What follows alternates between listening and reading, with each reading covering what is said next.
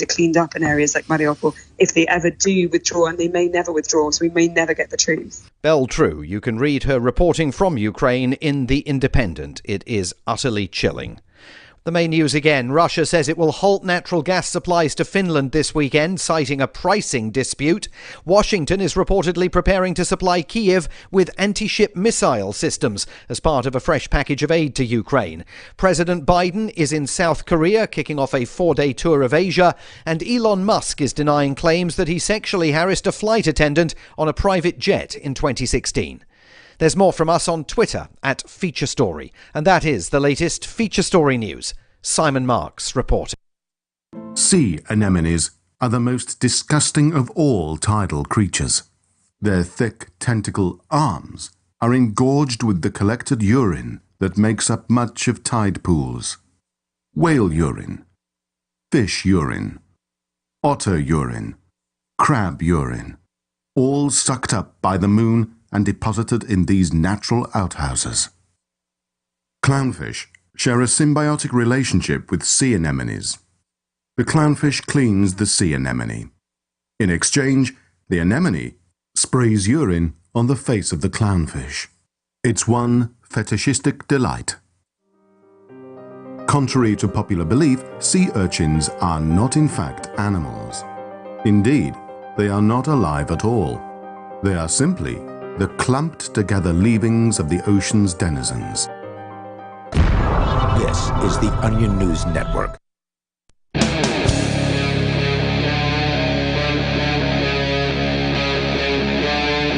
Free Talk Live. It is Free Talk Live. Welcome to the program. Phones are open for you to bring up whatever is on your mind. The number is 603-283-6160. That's 603-283-6160. In the studio tonight, it's Ian. And Chris. We're going to start out tonight talking about the SEC, the Securities and Exchange Commission. There was something in the news that caught my attention. Some people were sharing it on social media, and they're interpreting it as though the SEC, which has been in recent years targeting cryptocurrency companies like Library, for instance, LBRY.com, the decentralized blockchain-based media sharing protocol. But there is a company that is sort of behind it. Library's protocol, of course, is something the government can't really do anything about because that's out there in the wild. Anybody can copy it. It's open source and all that. But they've been harassing the company for years. And, of course, not just Library. They've been going after a variety of other cryptocurrency-related businesses and making life very difficult for them, making them have to pay millions of dollars in defense attorneys' fees just to try to, take the position that, hey, we're not a security, and have to argue this with the SEC. And what has happened here, and there's a couple different stories. I know you want to talk about they're expanding to crack down even harder. Oh, yeah. But the news here, and I saw it just as an excerpt from a court decision, and I don't have the details on which court. I'll pull that up here in just a second. But it looks like, Fifth U.S. Circuit Court of Appeals has ruled, according to Reuters, that the Securities and Exchange Commission in-house judges violate the U.S. Constitution by denying fraud defendants their right to a jury trial and acting without necessary guidance from Congress. Wait, what? This could be basically an overturning of the administrative tribunal, basically. There's an administrative tribunal? Of course there is. And they have like authority of a judge and can convict like companies or people or something? I think so. Well, maybe not after this court decision. It's a 2-to-1 ruling, so not the full circuit court. I forget what they call that, where it's just a portion of the court that looks at a case. But the court ruled in favor of a hedge fund manager, George Jarksy Jr., and investment advisor Patriot 28 LLC, overturning an SEC administrative law judge's determination that they committed securities fraud. A spokesperson for the SEC and counsel for the petitioners didn't respond to a request for comment. The Dodd-Frank Act, which Congress passed in 2008, expanded the SEC's ability to seek penalties in its administrative proceedings. In its ruling Wednesday, the majority of the court said that because seeking penalties is akin to a debt collection, which is a private right, the defendants are entitled to a jury trial. The SEC had argued that it was acting to protect investors and enforce public rights found in the security laws. The majority also found that SEC judges, known as administrative law judges, lack authority under the Constitution because Congress didn't provide guidance on when the SEC should bring cases in-house instead of to a court. And they talk about which judges said yes and no and so on. The U.S. Supreme Court has now agreed to review a Fifth Circuit decision against the SEC in another case challenging the agency's in-house tribunal. So it's been called into question. Here's an excerpt from the case itself. It says the SEC brought an enforcement action within the agency against petitioners for securities fraud. An SEC administrative law judge adjudged the petitioners liable and ordered various remedies, and the SEC affirmed on appeal over several constitutional arguments that petitioners raised. So just to recap that, somebody got essentially persecuted administratively. So when something happens administratively within a government bureaucracy, you never see the inside of a courtroom. This reminds me very much of a situation I think involving you, Ian, back in the day. You with had the DMV. With the DMV, where like you won a criminal case or something, and then you got administratively, spanked. That's right, and I had to go to administrative tribunal and appear and make arguments and all that. And that was actually where Mark Stevens from Adventures from Legal Land represented me for a time until they kicked him out of the court, or the court, tribunal. quote unquote, the tribunal. So that's what we're talking about here. We're talking about an administrative tribunal. This is not a court. You don't have the same rights as you would have in a court, like the right to a jury trial, for instance. So that's what the SEC did to these people, and it's what it does to a lot of people. Apparently, you do have that right, and it's just now being affirmed. Right, by the Fifth Circuit Court of Appeals. So unfortunately, a lot of people probably got harmed in the process over a number of years. Yeah, who knows how long this has been going on for? They say here that so again they then appealed. So the people the SEC was going after then appealed to the SEC, which of course is going to get you the same exact result. And so then they brought it to an actual court, and they said, we hold that, one, the SEC's in-house adjudication of their case violated their Seventh Amendment right to a jury trial.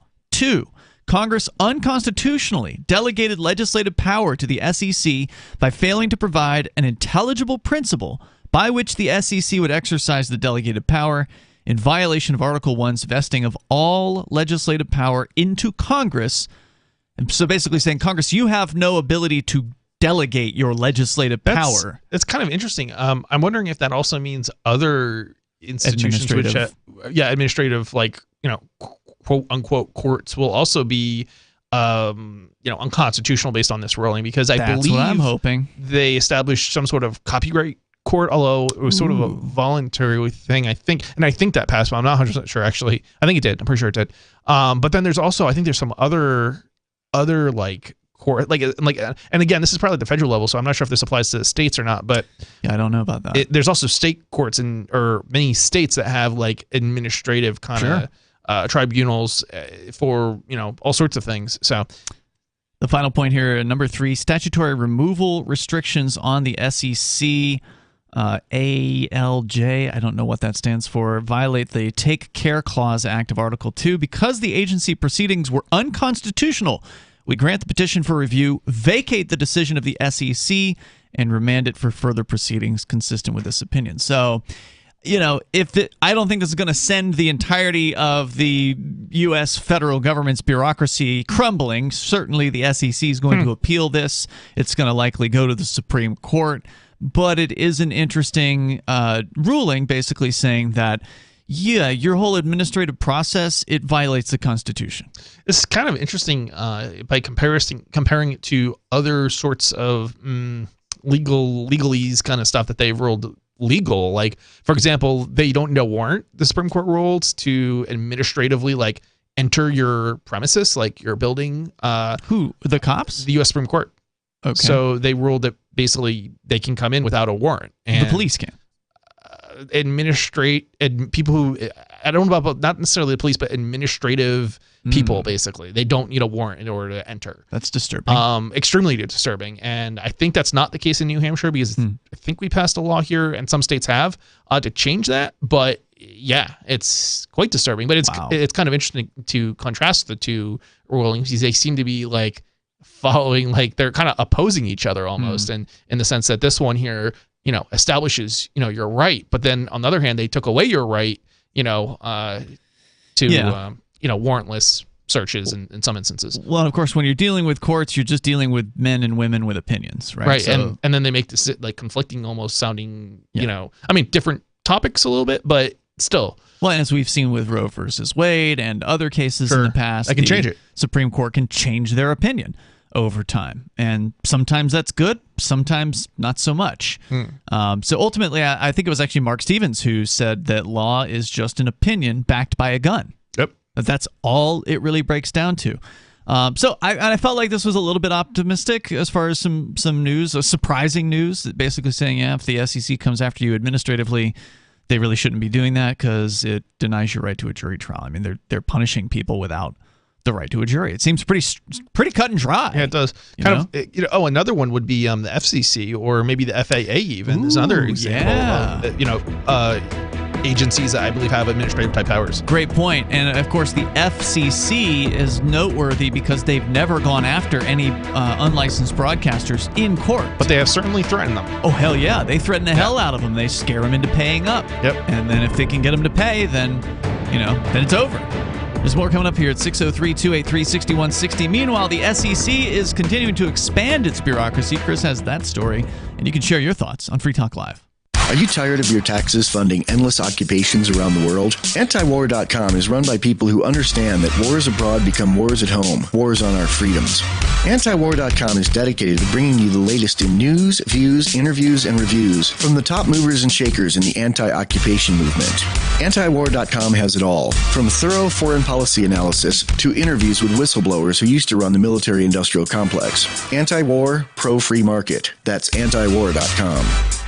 When a lunar observatory detects a radio broadcast originating from Proxima Centauri, the nations of Earth discover their first contact with an alien race may also be their last. With the Proximans facing an extinction-level disaster, Earth must choose between sending a ship on a multi-year journey or allowing nature to take its course. Saving Proxima, a hard science fiction thriller by Travis S. Taylor and Les Johnson from BaneBooks.com. I'm crazy about My Magic Mud. This is the most important oral care product created this millennium, and I'm not kidding. We all have different opinions on politics and issues, but we all have mouths. And I want yours to be as clean as possible, with teeth as bright as they were meant to be. I will never be without My Magic Mud. It's a little surprising, but man, does it work. If you only listen to one thing I say ever, go to mymagicmud.com and get 20% off with code FTL. mymagicmud.com, code FTL. Are you tired of governments murdering people around the world? Stop using their money. There is an alternative. Bitcoin is a stateless, free market, non-political currency. Bitcoin cannot be inflated or controlled by any government. By using their money, you are helping the state. Stop doing it! You have an incredible alternative available now. Learn it, use it, spread it. Get started with Bitcoin at bitcoin.com. That's bitcoin.com. Join liberty-minded voluntarists, anarchists, and libertarians from June 27th through July 3rd for the 6th annual Fork Fest at Rogers Campground in the beautiful White Mountains of New Hampshire. Fork Fest is a fork of the Porcupine Freedom Festival, which sold out for the first time in 2021. Fork Fest takes place the week after Pork Fest, but Fork Fest is decentralized, which means that there's no ticket cost and no one is in charge. All you have to do to join the fun is reserve your camping site, RV site, or motel room with Rogers Campground for June 27th through July 3rd. There's no better place to celebrate Independence Day than around other freedom-loving activists in the Shire. You can find out more at the unofficial website, forkfest.party. You can also connect with other attendees on the Forkfest Telegram and Matrix chat rooms, as well as the Forkfest Forum.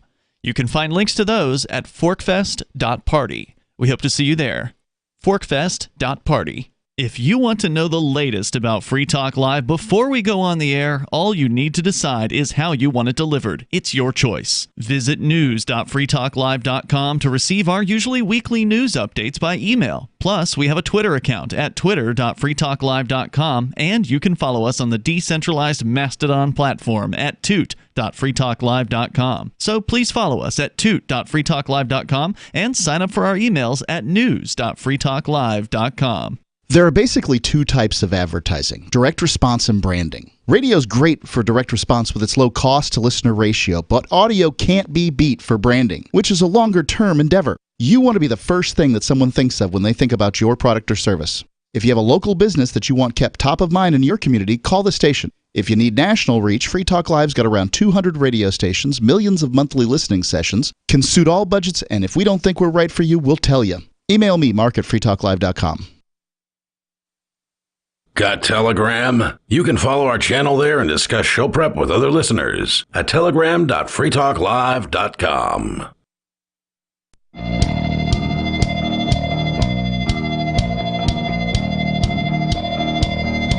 This is Free Talk Live. You can join us here. The number is 603-283-6160. Coming up, got a little bit of good news. I didn't get to it last night about a friend of the show and occasional co-host. We haven't had him on in a while because he's been facing his own criminal charges, but he just beat 3 of them. We'll tell you about what happened to Savage Truth 603 this week.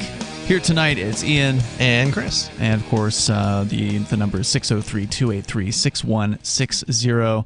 I do want to let you know about Bitcoin.com. If you are ready to start learning about cryptocurrency like Bitcoin and Bitcoin Cash, get over to Bitcoin.com, hit the Get Started link at the top of the page, and you can start learning about crypto. Might be a good time to do it right now. I think the prices are at around price of Bitcoin BTC, the original, the granddaddy of all of them is, I'll give you an updated price here, just around $29,000 today, so below 30.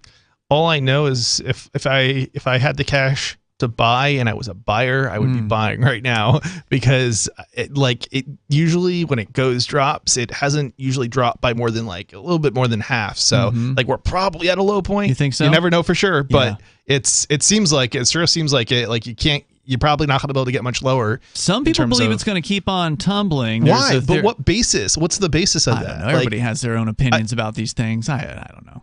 I've never seen it hit like a certain high and then drop by more than like around half-ish. I guess the theory is that I saw one theory that if Tether starts to fail, which Tether is the world's largest what they call stable coin. It's ostensibly backed by dollars, but Tether has never really shown a straight audit on their money. They've always just claimed to have what they need, but they don't ever really prove it. Yes. And apparently Tether's fallen by like $10 billion in the last week or so. So at the same time that the decentralized stablecoin UST took a total fall and completely failed within the last 2 weeks, Tether's also been wobbling a little bit, and it's the #1 largest stablecoin out there. And so the theory is if that depegs or somehow completely implodes, then that could harm the price of Bitcoin. I'm not sure exactly how that works. But how would that happen if they actually have assets backing it? But that's the thing. The theory is that they don't. The theory is they only have a fraction of the assets backing it. Okay, fair enough. So they've never proven it. Right, and I mean that's true. That's true. I mean, if it is a scam or a fraud, Tether, then maybe. But it seems like if in fact they do have, if it's backed 1-to-1, or at least there's more assets than, or even if there isn't more assets, because I mean, look, you've got dollars in theory are sort of, well, they got fractional reserve banking, and fractional reserve banking has worked to some degree, or for the most part, right? So. How well, we can argue over, but I don't know. We'll see how it goes. But that said, you made the point. We don't know for sure what's going to happen with the price. Definitely not. But it is definitely down. And of course, that's why you don't ever want to throw everything in all at once. If you're interested in getting into cryptocurrency, if you're going to do it, I like dollar cost averaging. I totally agree with you on this. A little bit over time. But at least if you're going to get into it, get it in at a low point. Don't get it at a high point, because if you can avoid that. I've seen people do it. But I will say one thing. I have told people, this isn't a good time to get in, and then of course they don't get in quite as big, and then it ends up being 3 or 4 years later, and then all of a sudden they still have made tons of money off of it, just because that's how it is. If you hold on to it long enough, tends to work out. Yeah. So go to Bitcoin.com, click Get Started to start learning about Bitcoin and Bitcoin Cash. We're going to continue. Of course, we'll take your calls and thoughts. We started out with a story about the SEC. Sounds like their administrative tribunal just got overturned by the Fifth Circuit Court of Appeals. Now, I presume they're going to appeal this decision to the U.S. Supreme Court, so I don't think the story is over yet when it comes to that. But Chris, you also had a story about the SEC, the Securities and Exchange Commission, a government bureaucracy making life very difficult for any U.S.-based cryptocurrency firm. It's basically to the point where if you are a cryptocurrency developer, if you're somebody who's cooking up the newest thing, what might be the new hot thing in crypto, or you're trying to join the DeFi scene, decentralized finance, you better just not base your company out of the United States, because you're going to have to throw millions of dollars at defending yourself, just like LBRY is doing, LBRY.com, with the SEC. And it's got to really suck to be in that situation. I mean, I know how bad it is being under criminal charges by the federal government, completely bogus criminal charges. But it's got to be just as frustrating. I mean, even though there's no jail time per se for the folks at LBRY, but there is the potential ruination of their business. I thought that was criminal against at least Jeremy. I've not heard of him being arrested, if that's the case. Yeah, I didn't hear anything about an arrest either, but I understood it to be criminal. I thought it was criminal as far as I don't think so. I think they're just trying to determine whether or not that the LBRY token is a security. So it would be civil then? Yeah. So the SEC is they're doing depositions and stuff. So it's a civil case. Okay. So the SEC is trying to argue that it's a security, and the LBRY is saying nuh-uh. And so that, if it turns out to be a security, maybe they will issue fines against LBRY in that particular case. But I don't think you would see an arrest. Interesting. I'm no expert on these things. So what's the news about? Yeah, so SEC. So this is from CNN Business, apparently. SEC launches a hiring spree to fight cryptocurrency fraud. So, yeah, I thought this was interesting just because it's like, okay, what fraud are we talking about? Because I mean, don't get me wrong, there's fraud, but my suspicion is they're not actually talking about the people committing the fraud. They're talking about people who are doing things like selling cryptocurrency. But I don't know. Or competing with the banks in some way, shape, or form, or the stock market. Right. The Securities and Exchange Commission is vastly expanding its fight against cryptocurrency fraud by hiring more than a dozen new employees to combat cybercrime, the agency said Tuesday. The additional 20 positions will result in almost a doubling in the size of the agency's cyber unit, which is also being renamed the Crypto Assets and Cyber Unit to reflect the group's growing mission. The SEC said in a release. The cyber unit was first founded within the SEC's enforcement division in 2017. I think this is, my gut feeling is this may be a scare story to get people to pay their crypto taxes, but I'm not 100% sure. But is that even what the SEC does? No. Wouldn't that be the IRS? So I don't know. Maybe I'm wrong. IRS. By nearly doubling the size of their, I might be thinking of another story that was in regard to the IRS, though, because I think the IRS was also hiring. So I'm probably just thinking of the wrong story. Yeah, here. there's an all-out assault against cryptocurrency in the United States government. And look, if you want to protect people from crypto fraud, just tell them to be careful when they're opening emails. I mean, I get all day long, most of them go to my spam folder, but I get crypto fraud emails constantly. The problem is there's a deeper underlying problem when it comes to people who get deceived. When it comes to frauds, it's not cryptocurrency. If it wasn't cryptocurrency, and here's the thing, there was a time before cryptocurrency, and these frauds also happened then. They sure did. So it's not cryptocurrency that's the problem. The problem is a lot of it is people who are, they may be vulnerable individuals who can't distinguish, something that's legit and not. But these are also people who probably shouldn't be, managing their own finances. Yeah, they shouldn't have a checkbook. Yeah, there was a point at which my grandparents had dementia or something like that, and anybody who came by and knocked on the door and wanted to get them to write a check could probably finagle them into writing a check for something, right? So they couldn't handle that stuff anymore.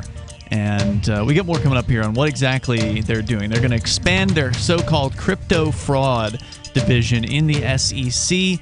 And you can join us and bring up whatever's on your mind at 603-283-6160. Bring up whatever you want. That is the point here on Free Talk Live. It's open phones every night. Free Talk Live's video archives have been on LBRY for years. LBRY is an uncensorable, decentralized, blockchain-based media sharing protocol, and we're big fans of it here on Free Talk Live. In 2020, LBRY launched Odysee, a video sharing website to compete with YouTube, and it's really taking off, now with over 1 million channels, many of whom are disaffected YouTube creators. During YouTube's crackdown for not towing the government line on COVID, the Free Talk Live YouTube channel started receiving strikes and could be completely taken down at any moment. Thankfully, Odysee started offering live streaming, so we're now streaming live every night and posting our video archives permanently to Odysee. You can watch live or anytime on our Odysee channel by visiting video.freetalklive.com. If you want to go all in, download the desktop app at lbry.com, and then every video archive you watch, you'll help seed and keep it online forever. At minimum, we ask you visit video.freetalklive.com and follow us on Odysee today. video.freetalklive.com. From Feature Story News in Washington, I'm Simon Marks. Russia says it's halting natural gas supplies to Finland this weekend, citing a pricing dispute. But the move comes just days after the government in Helsinki, along with neighbouring Sweden, applied for membership of NATO. The Ukrainians said today they will not agree to Russian demands to connect the country's largest nuclear power station to the Russian grid. An official described Moscow's intentions towards the Zaporizhzhia plant as wishful thinking. FSN's Chris Jones is covering events in Russia from neighbouring Latvia beyond the reach of the Kremlin's reporting restrictions. He says the Kremlin is increasingly putting pressure on Ukraine's economy and its exports. Now we've seen Russia take pretty much full control of the Black Sea, which is basically Ukraine's main way to export goods such as wheat and sunflower oil out of the country. And that's caused a huge crisis in terms of the price of wheat. And that basically means that the demand has risen. Washington is reportedly preparing to supply Kyiv with anti-ship missile systems as part of a fresh package of aid to Ukraine. From FSN's New York bureau, Will Denzelo with that story. Reuters reports the US is hoping to get anti-ship weapons, including Boeing's Harpoon missiles, into the hands of Ukrainian fighters. It's reported that a number of Ukraine's allies are willing to supply such weaponry, but it's believed nations are reluctant to act first for fear of Russian retaliation. There are also logistical concerns, as using such missiles can require lengthy training. But Kyiv has maintained such weapons would be important in its fight against Russia. British intelligence estimates that around 20 Russian vessels are operating in the Black Sea and are preventing Ukraine from getting grain out onto the international market. President Biden kicked off a 4-day tour of Asia in South Korea. He visited a Samsung factory where semiconductors are manufactured. The company is building a similar plant in Texas, due to come online in 2024. Elon Musk is denying a claim that he sexually harassed a flight attendant on board a private jet in 2016. The website Business Insider claims Musk's company SpaceX paid the accuser $250,000 not to file a lawsuit over the alleged incident. From FSN's bureau in Silicon Valley, Ira Spitzer reports. The Business Insider article quotes an unnamed friend of the flight attendant, who also hasn't been named, who says that Musk allegedly exposed himself to the woman during a flight on a private SpaceX plane in 2016. The world's richest man lashed out at the accusations on Twitter, which he is in the process of buying, calling them utterly untrue and suggesting that the timing of the article is politically motivated. The father of British Prime Minister Boris Johnson has become a French citizen. Stanley Johnson says he wants to keep a link with the EU after Brexit. From bureaus worldwide, this is FSN. Our Matrix server is about as free as internet chat can be. Join the existing rooms or create your own at chat.freetalklive.com.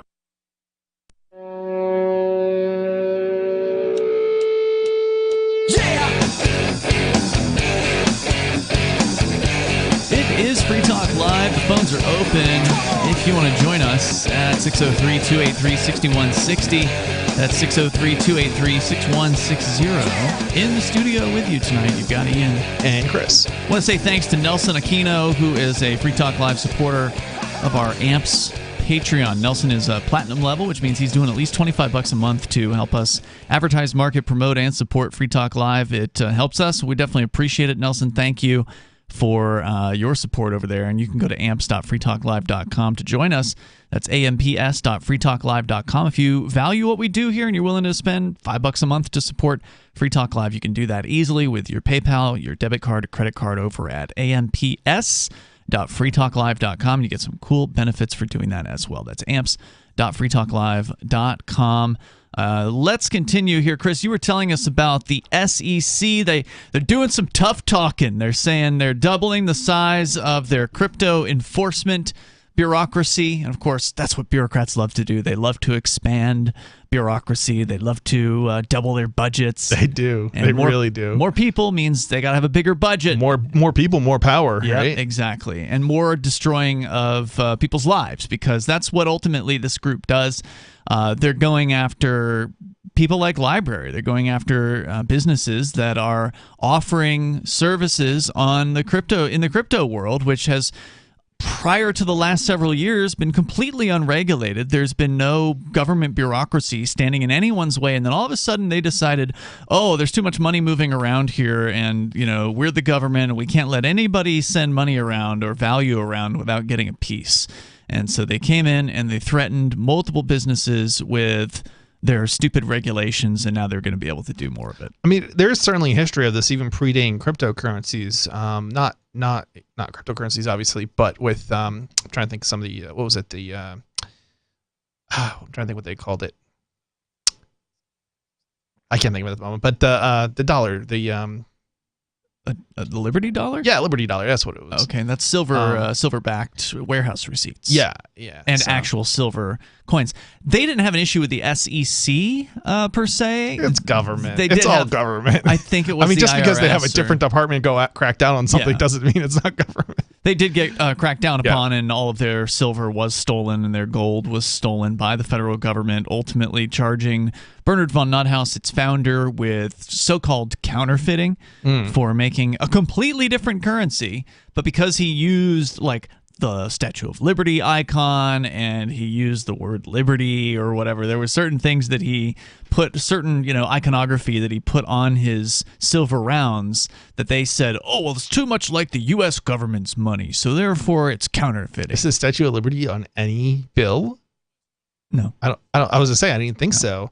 So where's the similarities to he put in God US We currency? Trust on there. I mean, there were a few things on there that they said, oh, it's too similar. It's confusing people. And they managed to get a jury to convict him. I mean, that sounds like play money to me if it had a Statue of Liberty on it. Yeah. I mean, it also had a phone number on it and a website on it. And the U.S. government doesn't have that on their money. That's for sure. Yeah. So, so by nearly doubling the size of this key unit, the SEC will be better equipped to police wrongdoing in the crypto markets while continuing to identify disclosure and controls issues with respect to cybersecurity. SEC Chair Gary Gensler said in a statement, in addition to policing cryptocurrency exchanges and coin offerings, the SEC will also be monitoring NFTs, decentralized finance platforms, and stable coins, the release said. Okay, so that's a lot. This doesn't sound like they're targeting users anyway at this point. No, it's too hard for them to target users. It is.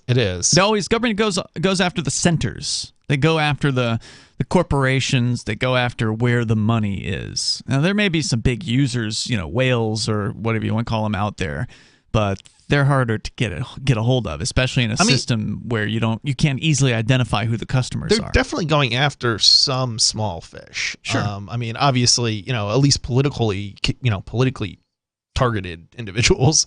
There have been a few cases where libertarians have been targeted clearly, by government. I mean, again, I don't know.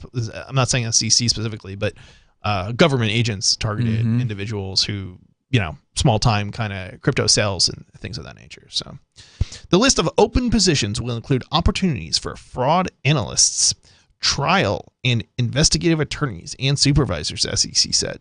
Yeah, I mean, this is so weird too, because they're saying fraud. Like what do they mean by fraud? Well, normally fraud means when somebody is scammed, right? There's some sort of dishonesty in an attempt to acquire property or money out of somebody. But as we've seen with the Crypto 6 case, they are alleging in our case that fraud is just saying something a bank doesn't agree with.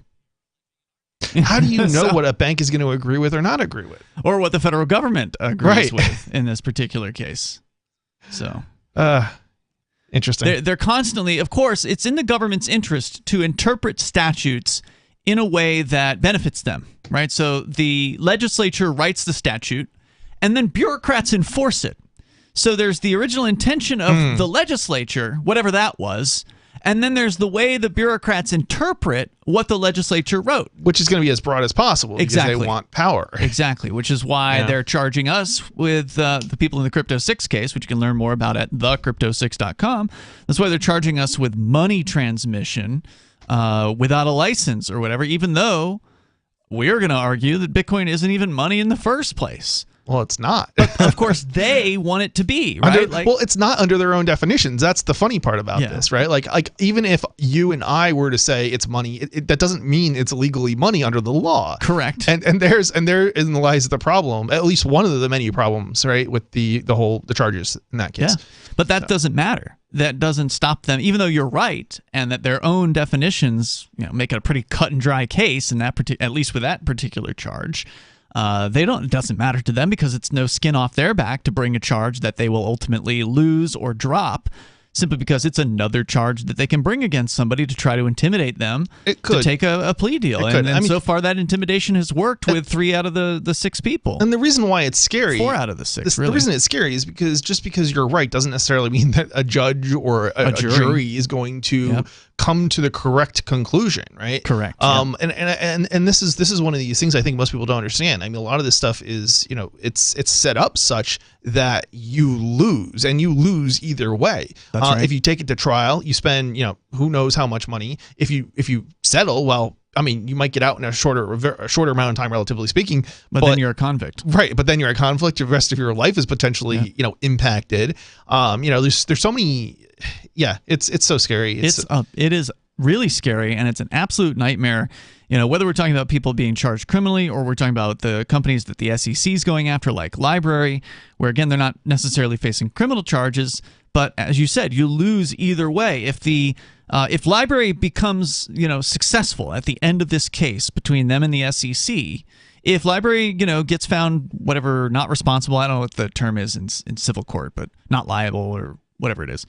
Then they still spent millions of dollars on attorneys. Right. Now, maybe they'll be able to recover that from the SEC. I don't know how that works. I doubt it. I mean... But, one thing you can't get back is even if they are able to say, all right, well, you owe us attorney's fees, and then the SEC pays $5 million and they, reimburse for whatever it is they've spent on the attorney's fees, you still wasted half a decade of their time. Because this has been going on for years, the threats against Library. Yep. They've been dealing with this. I believe at least 5, and that was like a couple years ago. Several years. Yeah. And so the CEO, Jeremy Kauffman, who's now running for U.S. Senate here as a Libertarian in New Hampshire, he hasn't been able to focus on all the things that he would normally focus on. You've only have so many hours in a day, and if you're busy doing depositions, talking to lawyers, driving to appointments, and doing all this stupid crap that you have to do to deal with this overhanging civil case, you don't ever get that back. And it doesn't matter if they send him another $2 million or whatever. He could have spent all that time developing. No, of course it won't. I mean, and the thing is, if he had just set up outside the United States in a more favorable jurisdiction, he may not have even encountered this. Yeah. That's the crazy thing. That is. And that's why I say, if you're doing something innovative with cryptocurrency, just go ahead and plan to not start it in the United States, because they're not going to get any better. They're not going to lessen their attacks. As you said here, they're doubling the size of their attacking agency within the SEC. There's more coming up. It is Free Talk Live. Fact. The new NSA data center in Utah requires 1.7 million gallons of water every single day to operate. Billions of Fourth Amendment violations need massive computers and the water to cool them. That water is being supplied by the state of Utah. Fact. There's absolutely nothing in the Constitution which requires your state to help the feds violate your rights. Our message to Utah: turn it off.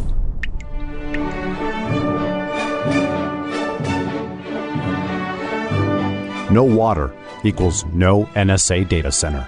Visit offnow.org.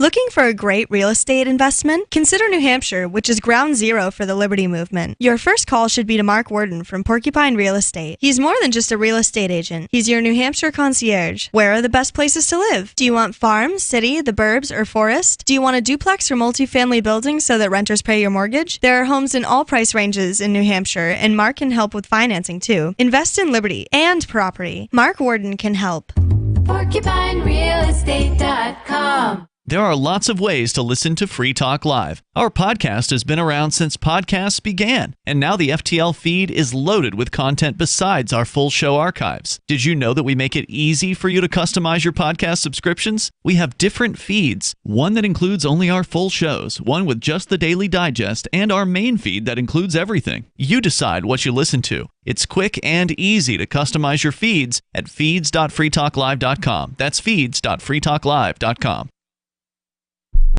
Why did you move to the Shire? I moved here to the Shire because there's other people around who take liberty just as seriously as I do. I moved to the Shire because I saw videos of people challenging authority and thought that I could get support myself. It called to me, like, do this, right now. I wanted to be around people like me who got it, and once I got here, I knew there was nowhere else that I wanted to be. I've always wanted to change the world, so I moved to the Shire to join people who were actually working towards doing the same thing. The people here are awesome, loving, and positive. It was for the adventure and for the feeling of something important is happening here, and I just wanted to come to sort of be part of that. Visit ShireSociety.com to read and sign the Shire Society Declaration and learn the reasons why, if you love liberty, you should immigrate to the Shire. Plus, connect with others via the forum at ShireSociety.com. That's ShireSociety.com. What if you want to hear the latest episode of Free Talk Live, but all you have is your phone, you forgot to download our archive, and you have no data connection? You can call our Listen line at 641-793-0191. That's a long-distance number, so you may incur charges. If not, listen as long as you want. 641-793-0191. The Free Talk Live Listen line, 641-793-0191. So you've signed the Shire Society Declaration and are planning your move to New Hampshire to be around more liberty-oriented people. Next, sign up for the Shire Society Forum at forum.shiresociety.com. There are a bunch of people there who are already in the Shire, and they want to meet you. If you're already in the Shire physically, you should also come by the forums. Remember, not everyone uses Facebook. New people are signing up for the Shire Society Forum every month, so drop in and say hello at forum.shiresociety.com. You can stick it to the man and big tech. Join our FTL social mastodon at social.freetalklive.com.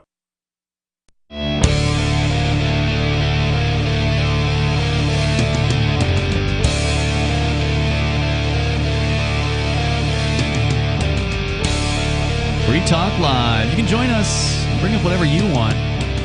The number is 603-283-6160. That's 603-283-6160. We've been talking about the SEC, the Securities and Exchange Commission. They are talking tough and hiring more bureaucrats to go after more peaceful people. And there's no doubt that in the financial world there is fraud. And certainly in the crypto world, there's plenty of it. But as you pointed out, Chris, there was fraud before crypto. There will be fraud into the future. There was fraud as long as there was somebody who wanted to pull the wool over the eyes of another human being. Yeah, it's funny because it used to be in the early 90s, money orders were the go-to thing, and you'd have check fraud, right? Mm-hmm. And it's not that the stuff doesn't happen. It still happens, but it's like it's just like, because there's different tools, all of a sudden you're going to go after the tool, whereas you didn't go after the post office, back in the day. Why are you going after, like the intermediary just because it's, convenient, I guess. That's a good point. And even today, they've been coming after the Crypto 6, alleging we committed fraud, and we certainly didn't, but that's what they're alleging. Yet when you want to, anytime you want, you can go down to your local 24-hour CVS or Walgreens or whatever, walk in, Walmart, buy one of these prepaid gift cards off this huge rack of prepaid gift cards, Visa, MasterCard. You can take up to $500, I think, in a lot of cases. It's funny because it's actually a very common means still of getting people to pay their, whatever bills that supposedly, they have debts for that they didn't pay, and they're going to shut off, or the IRS. Like, there's ones that are people pretending to be the IRS calling, and it's like, and then they ask the person to go and buy gift cards. Right. The IRS is not going to ask you to go buy gift cards. But people will do it because they're afraid. Because they're afraid of the government, number one. So the fraudsters use the fear of the state, this sort of inculcated fear that we've all been given over years of obedience training and going to government schools and watching the news and seeing them going after people for, not paying taxes or whatever, right? So there's this constant cloud of fear that people understand at some level, at some internal level. They know the government will hurt them if they don't do what they say. So all the fraudsters have to do is just simply call up and claim to be from the IRS or the Social Security office or the military or whatever, and say, oh, well, if you don't do what we say, then we're going to hurt you. We're going to arrest you, or we're going to arrest your husband, or whatever.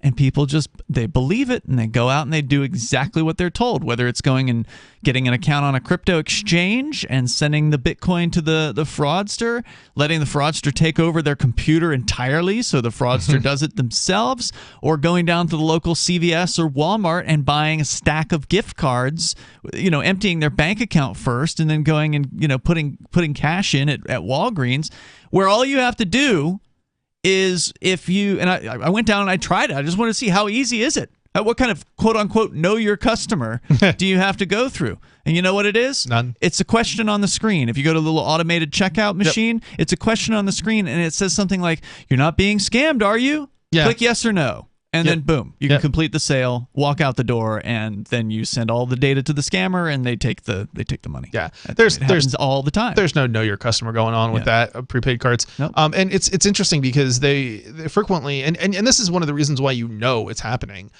It's because it's happening so frequently, and probably even more so than crypto. But it happens so frequently, and it because every one of these places has signage up.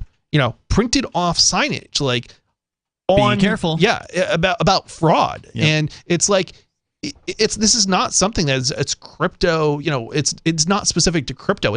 Crypto is not even, the funny thing is crypto isn't even making it easier really. And not for little old ladies to buy, it's way easier for a little old lady to go into a store and buy a gift card than it is and give those numbers to negotiate a crypto exchange than to do a crypto exchange. Yeah. So now I'm not saying that there aren't some reasons that somebody who's trying to scam you or defraud you doesn't want crypto, but it's still, as far as actually pulling off the scam in the first place, it's easier to do with a traditional prepaid type of product.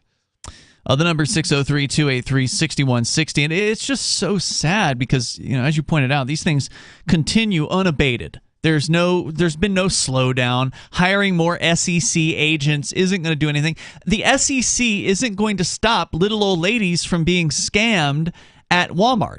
Nope. By buying these cards. That's not going to ever happen. The SEC goes after businesses. They go after centralized organizations that have a lot of money because their goal is to extract money from people. Their goal isn't to help any old ladies. In the same way that the FBI coming after the Crypto 6, their goal isn't to help old ladies either, even though they're going to make the argument that somehow old women were victimized through our actions. It's ridiculous. These bureaucracies do is they deceive the public. That's the primary thing they do. They do the very thing that they call out others for doing, that aren't actually doing the things that they're claiming. They want you to think that, oh, it's crypto, it's scary old cryptocurrencies, that are, the cause or whatever. And these people are, the scammers, when they're not the scammers. It's actually other people. Because that's the easy, these are easy targets. Going after scammers is really difficult by comparison. Doing things, and the government, these bureaucracies, they're not set up. They're set up as like criminal type organizations. They're not set up to educate the public. They're not doing anything that's going to be like, oh, hey, if you have a grandmother or, parents or whatever, and they're getting senile, make sure you arrange it before they get to that point, so that you have control over their finances, because otherwise they're going to empty the bank account. Right. Somebody's going to scam your parents or your grandparents. It's sad. And it's just like the best thing you can do is make people aware and make people, give them information, and then maybe these scams won't work on them. Or as you say, Chris, completely take over their bank accounts. But even in that case, there's still people who are younger than you would expect that would get caught in some of these things. There are. So while these scammers do target elderly folks, I think probably primarily because they're more easily manipulated. I've seen people getting scammed who were, in their 20s. Yeah, it's 30s. It's I don't even know what the expression is, but it's hard to. I think it's something like it's hard to fix dumb, right? Yeah. Ignorance. It's hard to fix ignorance, but it's not impossible. I don't necessarily think, if people are made aware of the scams. I think a lot of people who are young and just not aware of it. It's some of it's just people not being aware of it, not necessarily being totally dumb, just not aware of it. Let's go to the phones. Dave Ridley is on the line here. Ridley, you're on Free Talk Live. Go ahead. Oh, do we have him? Sorry, I had you muted. But here I am. We have you now. Go ahead. Okay, so have you guys? I need my glasses on here. So you guys talked much about Lech Wales's speech in New Hampshire? Who? The former president of Poland. I don't know anything about him. Yeah, I don't think we talked about him at all. He's the guy that led the revolution against the Soviet Union, and he was like the tip of the spear back in the 80s. Not just in Poland, but across Eastern Europe. He's the one name that is most synonymous with bringing down the Soviet Union next to Ronald Reagan. Yeah. So he was in New Hampshire a couple of weeks ago and gave a speech to the New Hampshire House.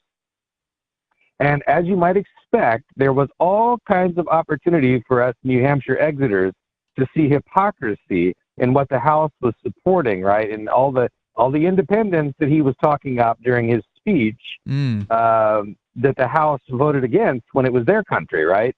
Mm-hmm. So he said some things that I wrote down exact quotes of what his interpreter said. He doesn't speak much English, so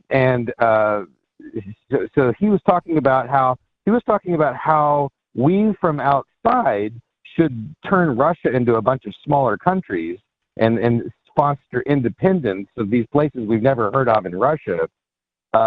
He said, quote, Russia can be such a beautiful country, but not bigger than having 50 million inhabitants.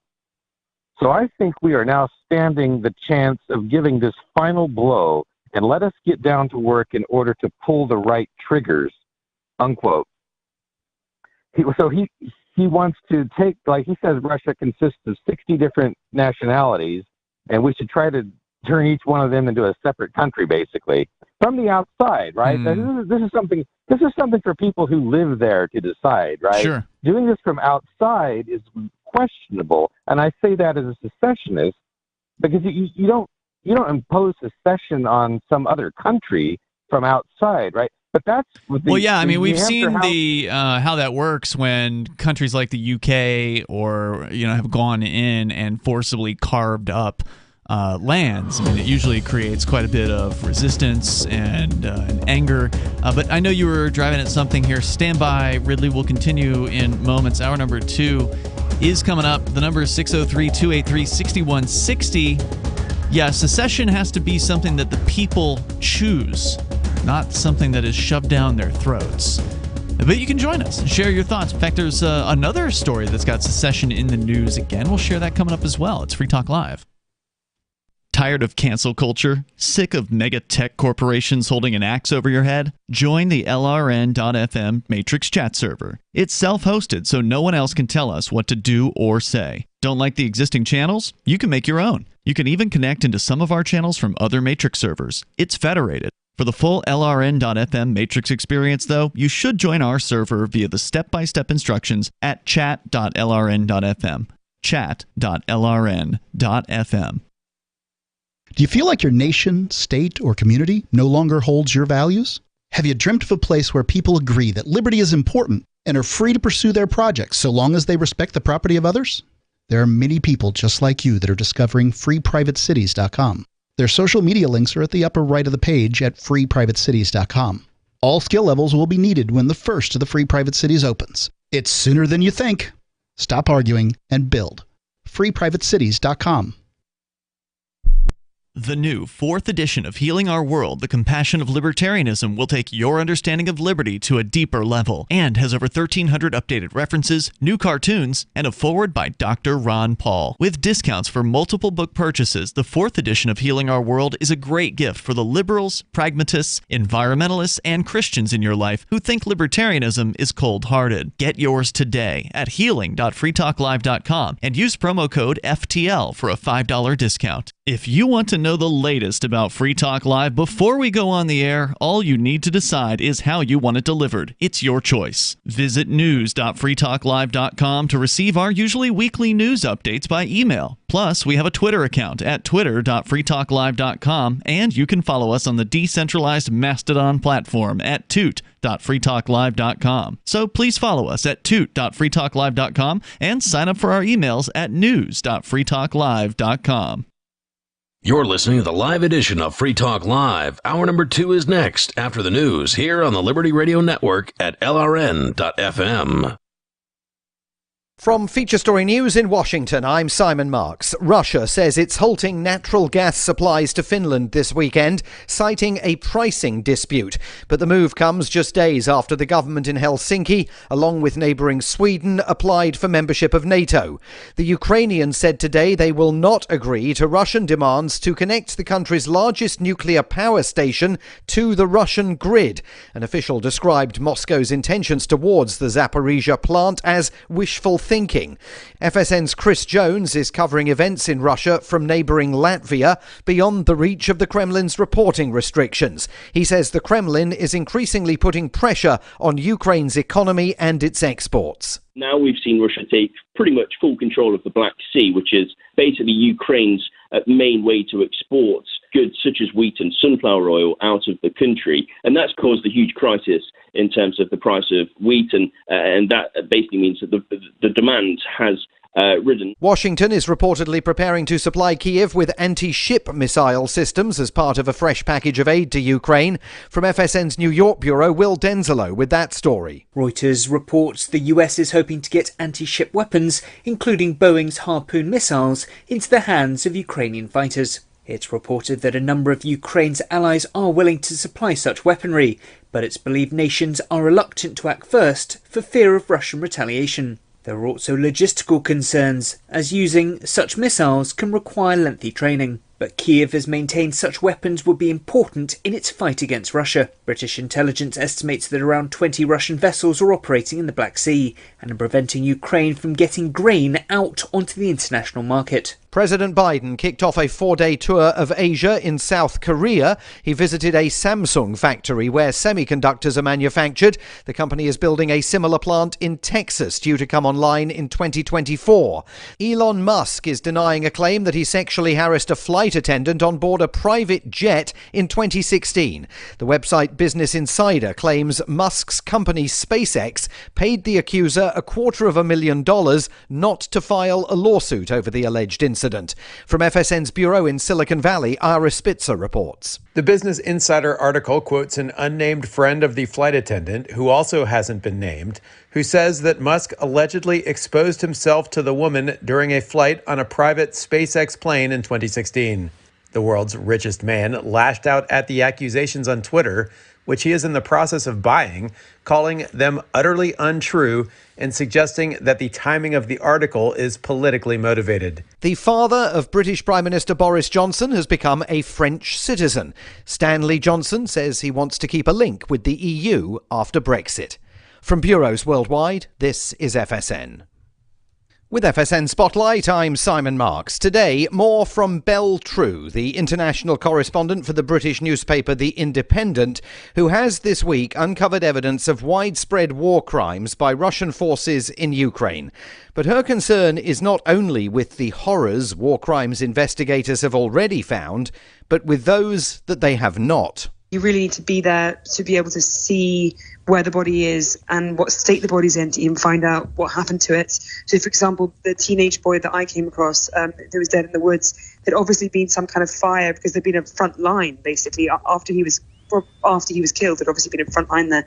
So his body was partially burnt. That means evidence can be got rid of. The other thing that I'm worried about is these are areas that the Russian forces withdrew from, so we had access to. What about the areas where we're still on occupation, where there could be a cleanup operation? And this is the concern for areas like Mariupol. Will we ever know what actually was committed there? There's lots and lots of missing people, families who are separated from each other. We may not actually find the fate out of those people. There might be a situation where, because of this sort of mass uproar at what's been happening in places like Bucha and Borodyanka, that there's a learning process, and actually some of the crimes are cleaned up in areas like Mariupol if they ever do withdraw, and they may never withdraw, so we may never get the truth. Belle True, you can read her reporting from Ukraine in The Independent. It is utterly chilling. The main news again. Russia says it will halt natural gas supplies to Finland this weekend, citing a pricing dispute. Washington is reportedly preparing to supply Kyiv with anti-ship missile systems as part of a fresh package of aid to Ukraine. President Biden is in South Korea, kicking off a 4-day tour of Asia, and Elon Musk is denying claims that he sexually harassed a flight attendant on a private jet in 2016. There's more from us on Twitter at Feature Story, and that is the latest Feature Story news. Simon Marks reporting. Coming up a little later, the 10 best careers for someone at your level of attractiveness. Oh, but right now we have something truly incredible for you. Kenneth Quinn is a real-life psychic medium who claims that he can communicate with dead acquaintances. He's written a new book. It's called Small Talk from Beyond, Speaking with Distant Relatives and Friends of Friends Who Have Passed. Hi, Kenneth. Good to see you. Now, Thank Kenneth, you. you've written that you're able to connect people with the spirits of their old college professors or roommates that they didn't really know that well. When did you realize that you had this gift? Well, it was the day after my cousin's friend's wife's funeral. I was at home and I suddenly felt a presence in the room with me. And I heard a voice say, "It's Vicky Salchek, Dale's wife." Wow. We made a Tim's birthday thing a while back, and we talked about how hard it is having a cat. Fascinating. This has been so amazing. This has been fabulous. Thank you, Kenneth Quinn, for being our guest. Stay with us, because coming up next, we're going to show you how to lose some of that excessive weight by constantly picking at your skin. This is the Onion News Network.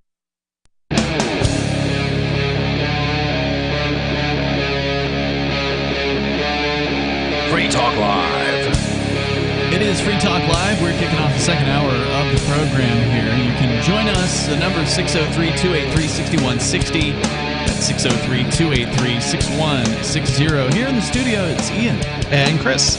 You can also join us online anytime you want over at freetalklive.com. Archives and more available there for free. It's freetalklive.com. We're going to go back into your calls and thoughts. We just had Dave Ridley on the line with us. He's still there, bringing back Dave from RidleyReport.com. Dave, you were reporting on a gentleman from the formerly, I guess, Soviet Union who played a role in taking that thing apart. And he apparently was speaking in New Hampshire as of recently, and through an interpreter, you were able to kind of follow what was going on. And he was advocating that the current country of Russia should be forcibly dismantled and broken up into 50 or 60 different portions. And you were pointing out that that's not how secession should work. And I wanted to make sure you had a chance for more of your comments. So go ahead. Yeah, it was Lech Walesa, the leader of the Solidarity movement in Poland. What was striking to me was, again, how the New Hampshire House, which voted against its own independence earlier this year,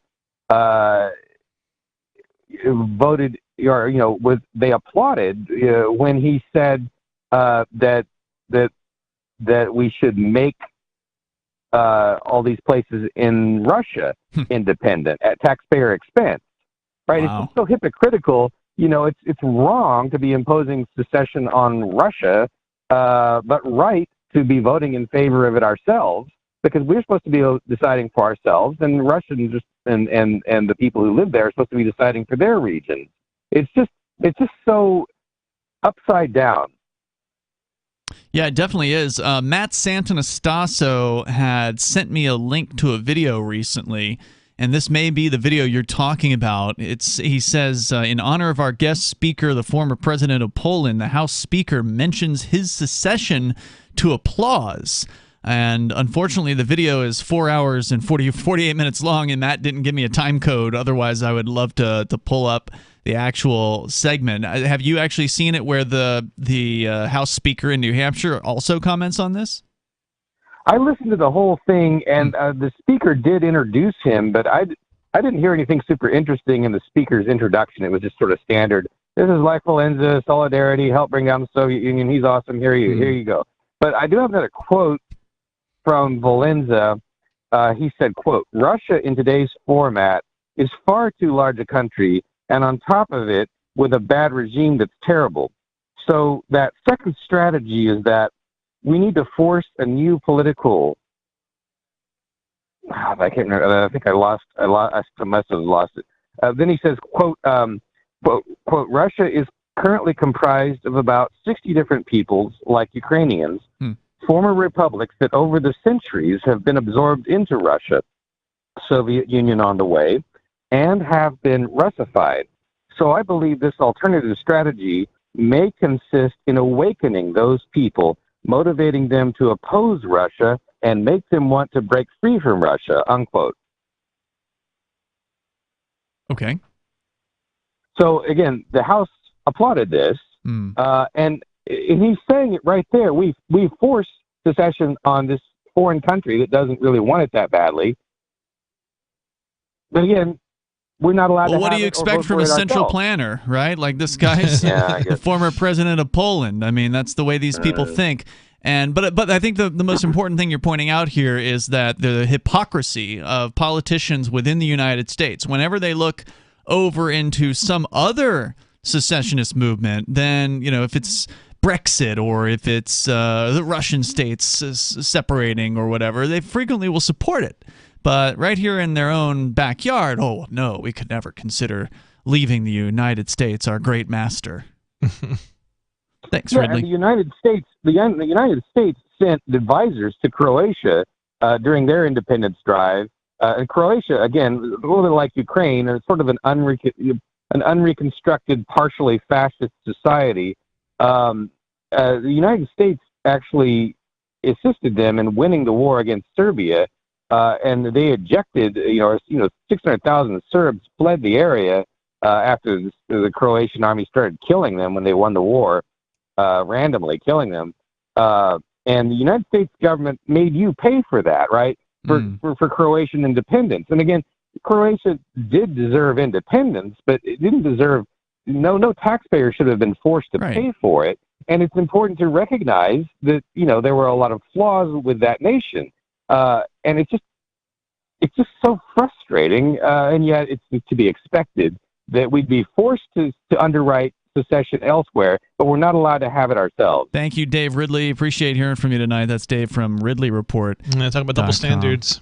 Yeah, and of course now they're passing the $40 billion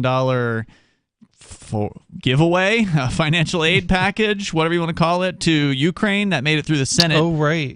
It was already passed by the House, now been passed by the Senate, and it's certainly going to be signed by Biden. So I heard a rumor they're already talking about another $48 billion after this $40 billion. Is this on top of all the money they've sent for arms? Yeah, so I understand. Oh, wow. Yeah. Let's go back to the phones. To the phone, Sydney is on the line in Pennsylvania. You're on Free Talk Live with Ian and Chris. Oh, hey, guys. Thanks for taking my call. I wanted to talk about exactly that. The government is always stealing from people, in this case with Ukraine, just giving it to the Ukrainian people, and... No, they're giving it to the Ukrainian government. Exactly, yeah. Thank you. Yeah, the Ukrainian government. I've heard that this amount of money that we've sent them already, that the United States has sent them, is more than their normal annual budget for the government entirely. Yes, quite a bit more. Free giveaway. Yeah, quite a bit more. It's just a total giveaway. But I also wanted to talk about the government stealing. So I was on freekeen.com recently. Oh, cool. Thanks. And Yeah, there's a cool article about actually the Crypto 6 becoming the Crypto 2 now. Yeah. Oh, yeah. And it's really sad that, the whole plea deal thing that, you have to plead to a felony, and some people pled to that. Because like you were saying earlier in the show, that totally ruins your life going forward in many ways. Mm-hmm. And so, but I also saw, there's like an updated indictment or a superseding indictment, and at the very end of it, it lists like all this property that I guess they're trying to steal from Ian.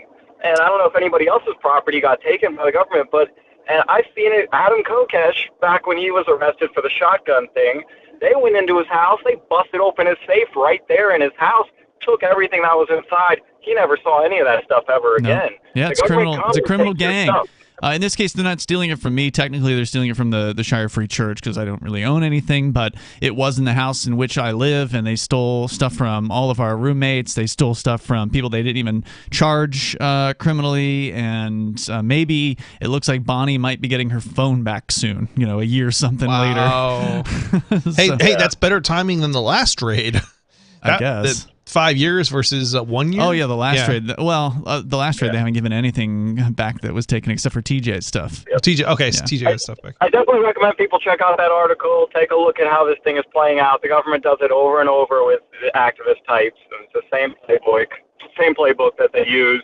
And something that sticks out to me in that indictment is there were no victims at all. There's nobody alleging there. I'm going to be interested to see who are the witnesses that they bring forward, other than some piece of paper. Yeah, if you look at that indictment, the superseding indictment, mostly it's the same thing, just repeated by taking each individual bank that there was an interaction with and listing it as another. I'm not sure the right word is.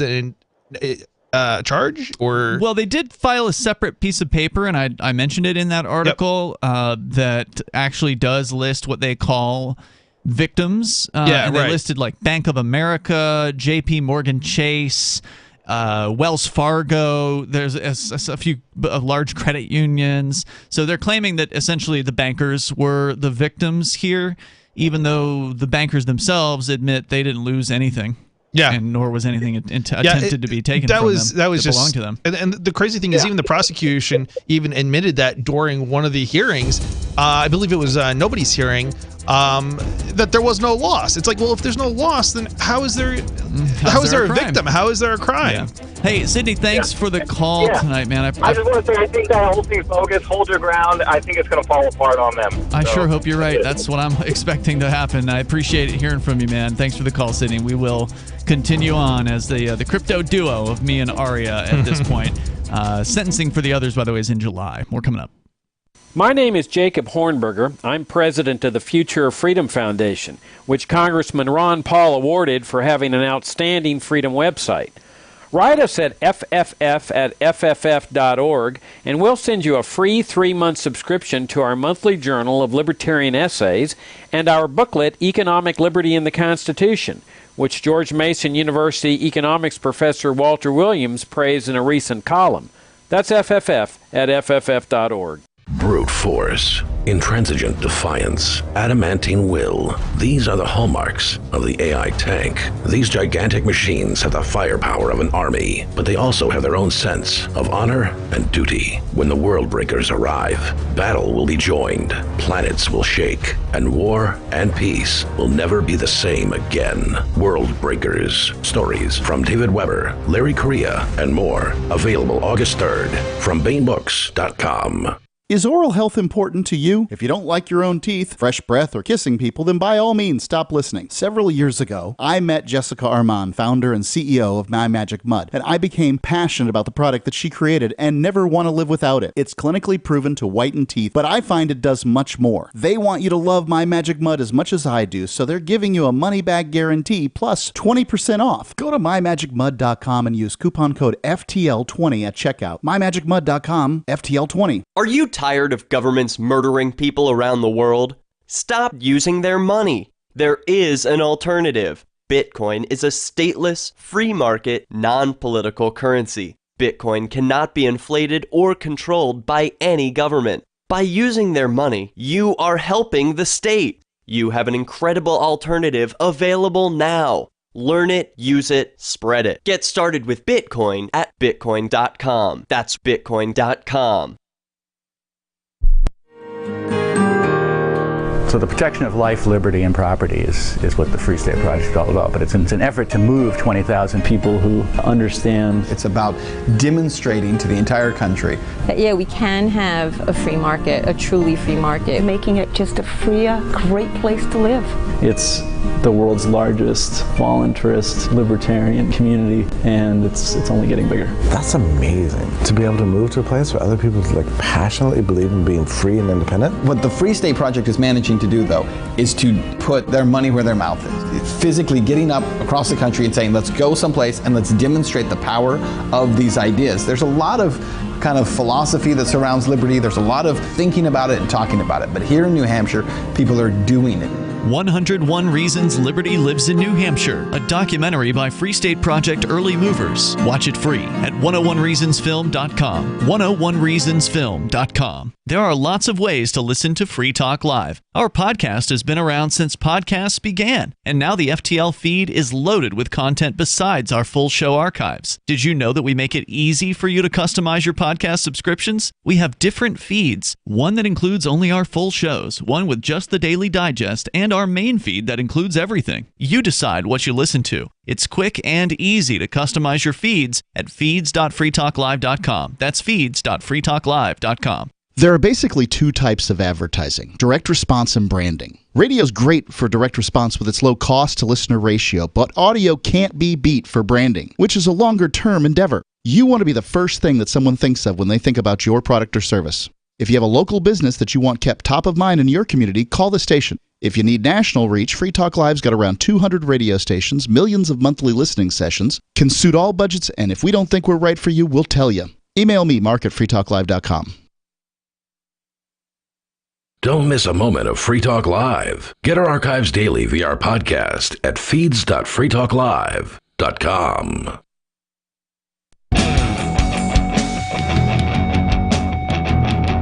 It is Free Talk Live. You can join us in the studio here. The number is 603-283-6160. It's Ian and Chris. 603-283-6160. Talking about secession here. Dave Ridley called in to bring up a story about a former Polish president, I guess, who was speaking in New Hampshire, calling for a forced secession against the country of Russia. And as much as I like secession, I tend to support any secession movement, but this one I couldn't say I would support a forced secession, because the people need to want the thing. People need to want to see that happen. Is forced secession even secession? I mean, that's no. I mean, that's like war against Russia and then breaking it up. Right. Yeah, I don't know if you can call it divvy secession. up the spoils kind of situation. So you can bring up whatever you want here. The number is 603-283-6160. And don't forget you can join us online anytime over at freetalklive.com. And Free Talk Live is brought to you by Freedom's Phoenix. It is your source for all news, economic news, government overreach, insane government spending, and more. You can get today's headlines all in one place and from a fresh libertarian perspective over at freedomsphoenix.com. That's freedoms with an S, phoenix.com. Let's go to Tom in New Hampshire. Tom. Uh-oh. Just checking out something. Am I here? I don't know what's going on. There's like crazy talk back where I'm hearing every single word instantly back. Now I think it's gone. Go ahead, Tom. Anyway, it's about in the evolution of the human race as we know it today. There have been various species and subspecies, such as Neanderthals, which is a subspecies, Homo sapiens neanderthalensis, and species before that, handyman, Homo habilis. Well, there was this guy living on the island of Flores, Indonesia, for years and years, and some people kept telling him these stories about these ape-man type creatures, and he was writing it all down, taking it all in, and who knows, I mean, kind of like the Loch Ness Monster or the Yetis.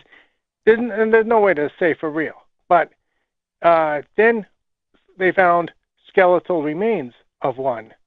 And they examined it. They couldn't get any DNA. Skeletal remains that were not fossilized. They said, well, this is from 50,000 years ago. These things are extinct now. And they classified it not as Homo sapiens, but Homo floresiensis, because of the island of Flores, which is where they're from. A separate species that is said to be extinct. Kind of like they said that coelacanths were extinct until they found out that they're not. And those are a fish that was deemed to be extinct for years and years, died out with the dinosaurs, except they're still around. And these legends that people say they saw one of those the other day, or they saw one years and years ago on the island. And the other story is, oh no, the invaders that came in 200 years ago massacred them. But first, are we talking about Bigfoot here, Tom? I'm not really sure what you're getting at. I'm talking about a species of humans that is said to be not extinct, but then people are saying that they still see them around every once in a while. And one story is that the invaders who came by 200 years ago massacred all of them. But how would the invaders know if they got them all? First of all, if you're the invaders, you don't know where all the caves are. You wouldn't know every little hiding place. Okay, but are we talking about Bigfoot here? Because isn't that what most people are alleging Bigfoot is some sort of humanoid hominid or whatever that I want to say he's referencing some sort of mini human as opposed to Bigfoot, but am I mistaken about that? Human that has been documented through skeletal remains, but is said to be extinct. They're saying that these guys are extinct, but what if the species that is known to exist had to have existed, like Neanderthals are known to have existed? What if they're not extinct? And they're having a good time as a different human species, but they're having a good time living in the forest and just want to be left alone. And they're like Bigfoot. If they just want to be left alone and they're happy, then the question is, well, you could do all kinds of cool electronic surveillance and spot them and watch them from a distance.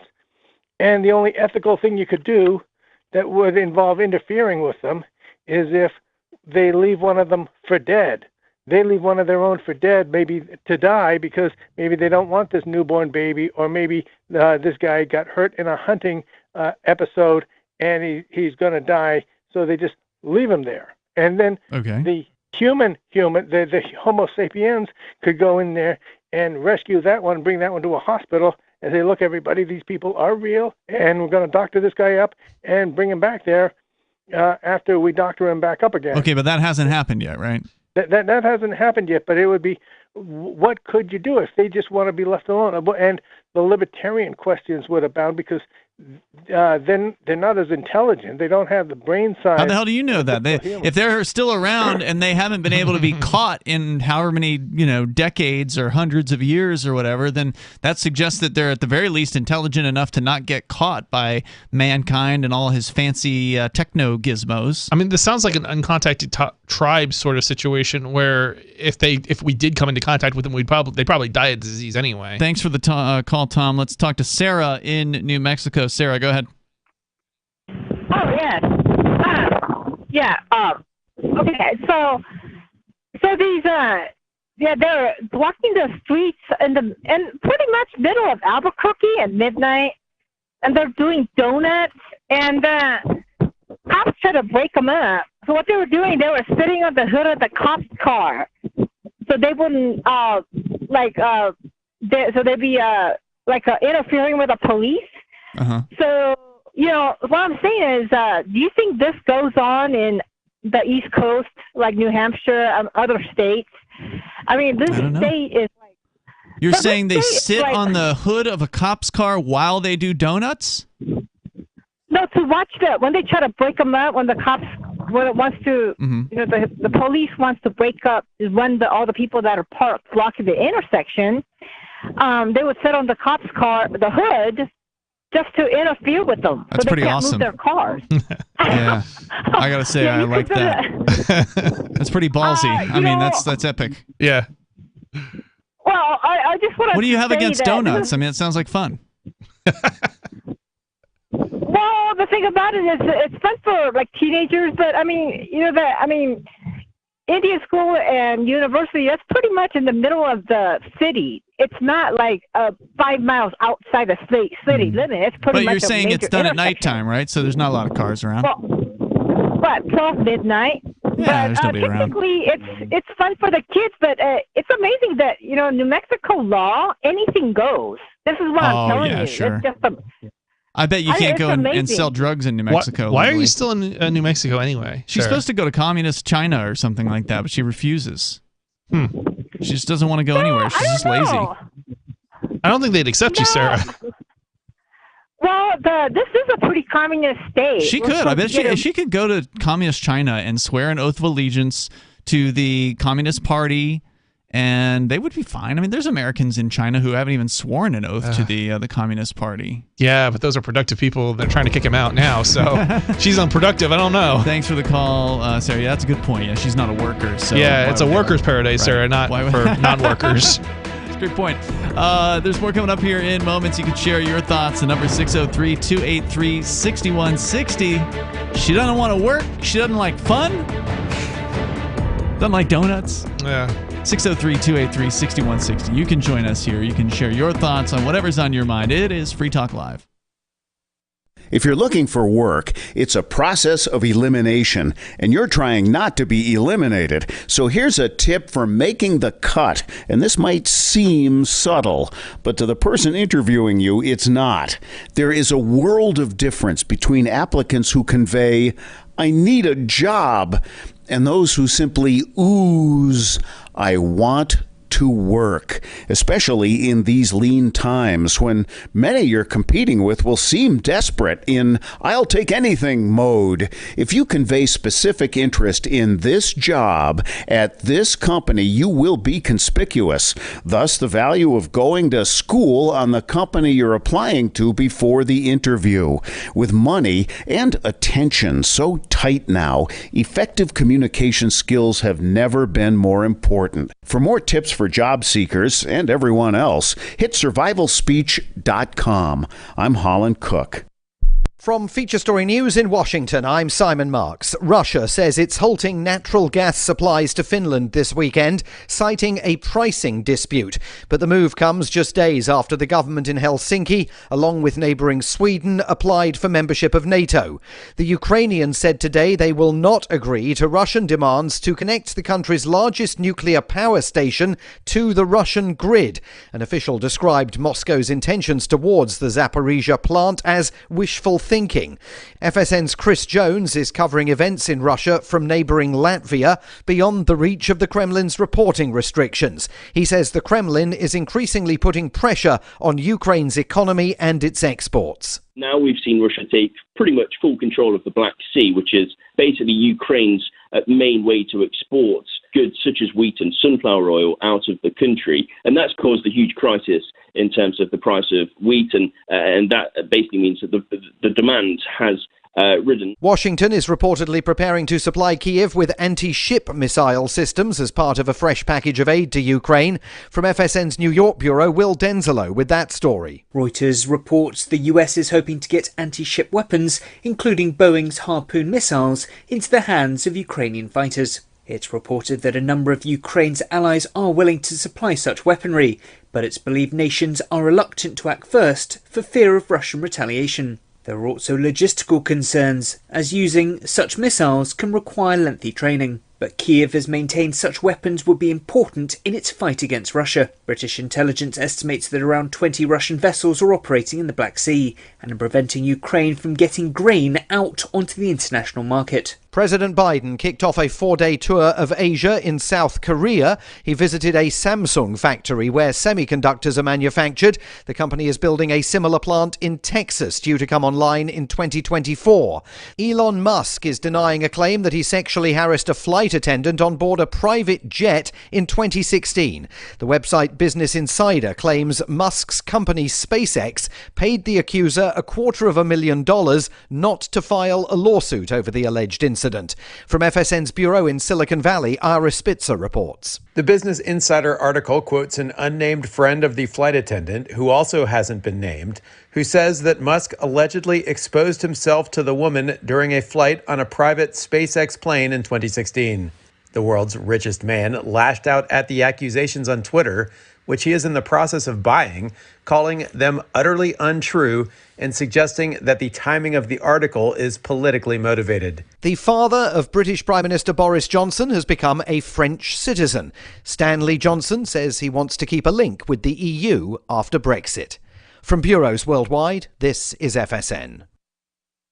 We're still not sure why you'd want to watch, but our video feed is streaming nightly for free at cam.freetalklive.com.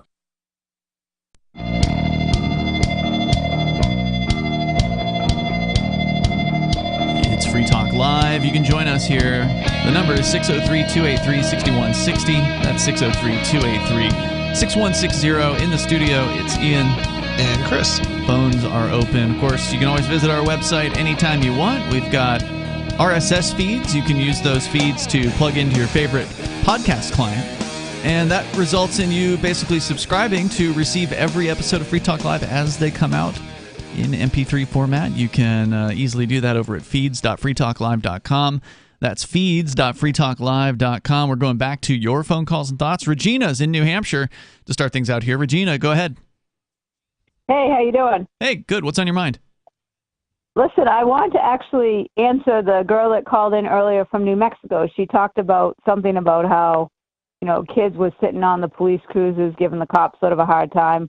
Yeah. When they were coming to patrol. Well, during COVID, right, I live in Hampton, which we have Hampton Beach, which is a pretty big tourist destination in the summertime. Right. So during the summertime, in 2020, they decided that because of social distancing and, all the COVID porn narrative, I call it, they were going to close 1A to traffic so that people would have more room to walk and the restaurants could spread out, yada, yada, yada. And actually, I was a selectman at the time, and I was one out of the 5 of us that thought it was going to be a bad idea because with everything going on in the nation, that beach is already hard enough to patrol. We don't have as many cops. So politics, the governor wanted to shut the road down for political reasons. So they shut the road down, and during the day, we would have these guys. I'm not sure where they came from. I think they came from all over.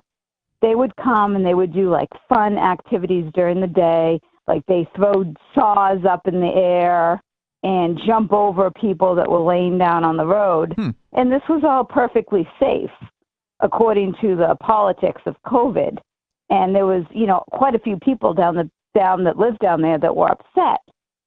And it was these kids at night, they would go from doing fun things to riots and fights and things like that. Really? And it was it was never talked about. It was totally hidden. And I was a selectman at the time, and I couldn't even get the message out. And it's people always think that of bad stuff on the East Coast. They think of New York and Massachusetts. But I got to tell you, ever since COVID, New Hampshire has become sort of scary. I've lived here my whole life, and that summer I was scared to go down Hampton Beach, and of course everyone wants to cover it up because it's a tourist destination and they don't want the word to get out. But that girl, I was going to actually call in and talk about elections tonight, but after that girl called in, I wanted to get that message out that crazy stuff does happen here in little old town New Hampshire. So I'm curious, and when I think of Newark and big cities, I think of people getting shot. How many people were shot on your road that they closed? Yeah, no one, not that I'm aware of. No one was shot. Luckily, no. So one was what? What was so scary? I guess I'm not real clear. You said people were doing dangerous things at nighttime on Hampton Beach. They had to call state troopers in from all over the state because they were rioting. They were fighting with each other. There was thousands of them. If you looked on video, thousands. So they were hurting themselves? Yes, they were hurting themselves. And why would that scare you? Well, because I've never seen anything like that before in my life in this town. Were they attacking random passersby, or was it a big fight between two groups of people? I'm not really even clear on what was... No, it wasn't two groups of people. It was thousands. And you're saying this was covered up? You're saying that this news didn't get out? That no one in the media reported on this? There were no arrests? No, no live streamers?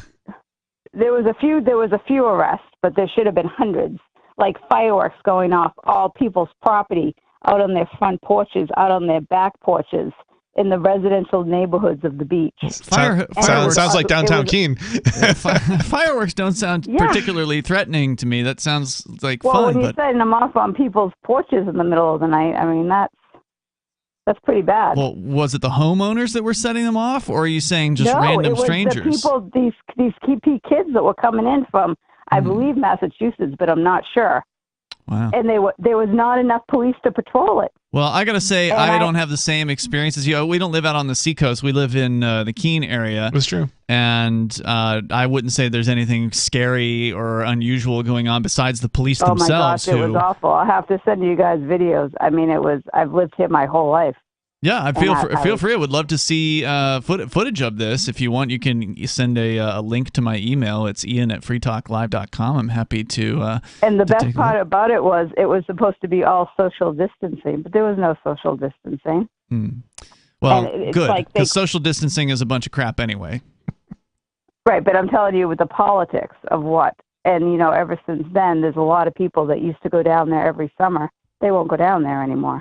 Thank you, Regina, for the call tonight. I appreciate hearing from you, and feel free to send that link over. It's like, yeah, I mean, to me, New Hampshire is the same as it's always been. I mean, there's very little crime here. There's very little to be concerned with besides the government agencies themselves. They're the ones that are hurting people. They're the ones that are putting people who are innocent and peaceful behind bars in cages, like our next caller, Therese Grinnell. She's one of the activists here in New Hampshire who was arrested at the meeting of the governor and the executive council, and I think it was October or November of last year. Public meeting. For basically just sitting quietly in the audience. They came and asked you to come to the back of the building, and they put you in handcuffs, Therese, and then they handcuffed 7 or 8 other people immediately thereafter. I don't know if that was the reason you were calling tonight, but that's who you are, and welcome to Free Talk Live. What's on your mind? Arrested for being upset. Thanks, guys. Yeah, it's all pretty insane. I told my uncle, I was arrested, and he was like, for what? And I said, disorderly conduct, and it actually says I said the word amen, and on all the video, 170 people in there with their cell phones out. No one can even see where I mumbled the word amen, and the trooper's report was, well, I recognized her voice from Facebook, and it came from that direction. Okay, so that's enough for you to arrest me? Like, are you kidding me? So, yeah, my name is Therese. I moved to New Hampshire from Southern California, actually, in 1998. And I grew up with my dad listening to, like, Rush Limbaugh, and so I kind of got the whole idea of, work hard, take care of the person next door versus sending it to Washington and to never see it back again. My parents had foster kids that they adopted, so I always had a heart for that. And my mom was a nurse, so I grew up and became a nurse eventually, and a foster mom, and I adopted my 2 boys. And it was last summer where I was like, what the hell? My friends, my colleagues are getting their religious exemptions denied, and they're the one that carries the health insurance, and their spouse is going through chemotherapy, and they're losing their career, and they've already COVID recovered. Like, what the hell is going on? The masks aren't being used the way we were taught in school, and just the government overreach was just everywhere. And school board, mom, I was one of those pitching a fit, and finally I actually went into the New Hampshire GOP office on Water Street, and I'm like, what the hell is going on? How do we have a Republican governor, Senate, and House of Representatives, and yet like people are losing their jobs and our kids are not being educated? And we got nowhere in that conversation with them. And then I heard Dave LaRue, who was out in Lebanon, standing up. His wife was pregnant, LNA, last semester of her nursing career or nursing school at Plymouth, and was getting her religious exemptions denied. And he was like, when are we going to all freaking stand up? Like, what is wrong with everybody? Why are we letting this happen? And I was like, okay, I can't stand in Lebanon, but I could stand in Concord. I was had transitioned to overnight hospice nurse. And I'm like, I could go stand. I'm like, well, the corner outside of Concord Hospital has Dartmouth-Hitchcock. It has all the rehab hospitals, and I'll go stand down there. I think it was like a walkout Wednesday for, against medical, or for medical freedom against the mandate. Hold that thought, Therese. I want to hear more of your story here in moments. Yeah. Therese Grinnell is on the line here. She is telling her story of, I guess, how she became activated, right? She was quiet, and then all these terrible things happened during COVID, and she started to speak up, took a stand, went out onto the streets, and a movement was created. We'll talk more about it coming up here in moments. This is Free Talk Live. Free Talk Live. I look up on internet and tried to research some stuff that everybody's been talking about. And, it's all true. What? It's true. What is? Everything that's going on in this country. The heck are you talking Everything that you're talking about, I'm talking about 9/11. We don't talk about that. Everything. You're being incredibly vague. I know what's going on. I mean, people get in an airplane and they talk about, they were talking on this plane and they were doing this from that to this and that. I have no idea Cell what you're phones talking about. didn't work back then. What is this So and that? You need to be a lot less vague, because I don't know what you're talking about. Everything, Dale. Everything is true. Everything is true. Okay, that's going on in this Yes, country. what I'm trying to tell. Everything is true, but they will not listen. Everything. Free Talk Live, 7 nights a week from 7 to 10 Eastern, live on the Liberty Radio Network at LRN.FM. Looking for a great real estate investment? Consider New Hampshire, which is ground zero for the Liberty Movement. Your first call should be to Mark Worden from Porcupine Real Estate. He's more than just a real estate agent. He's your New Hampshire concierge. Where are the best places to live? Do you want farm, city, the burbs, or forest? Do you want a duplex or multifamily building so that renters pay your mortgage? There are homes in all price ranges in New Hampshire, and Mark can help with financing too. Invest in Liberty and property. Mark Worden can help. PorcupineRealEstate.com. What if you want to hear the latest episode of Free Talk Live, but all you have is your phone, you forgot to download our archive, and you have no data connection? You can call our Listen line at 641-793-0191. That's a long-distance number, so you may incur charges. If not, listen as long as you want. 641-793-0191. The Free Talk Live Listen line, 641-793-0191. I've been told no in many different ways. I give you an order and you're going to obey it. George, you can go this way. You can do that and you have to leave here. You cannot bring signs into the rally. Walk with me. Well, I'm comfortable here, actually. Whoa. Hey. Who do you think you are? Excuse me. There is no video and audio allowed in this office. No, I have work today. You ain't going to make it. Wait a minute. Whoa. Hey! Oh my God! Unbelievable! Why are you running from me? Because you scared me. What am I being detained for? You're being served. What is this? You're being served. What is this? Bureaucrats have a funny way of telling people no. That's the sound of the men working on the chain. Derek J's Victimless Crime Spree. Watch it for free and order the Director's Cut DVD at victimlesscrimespree.com. Tired of cancel culture? Sick of mega tech corporations holding an axe over your head? Join the LRN.FM Matrix chat server. It's self-hosted, so no one else can tell us what to do or say. Don't like the existing channels? You can make your own. You can even connect into some of our channels from other Matrix servers. It's federated. For the full LRN.FM Matrix experience, though, you should join our server via the step-by-step instructions at chat.lrn.fm. Chat.lrn.fm.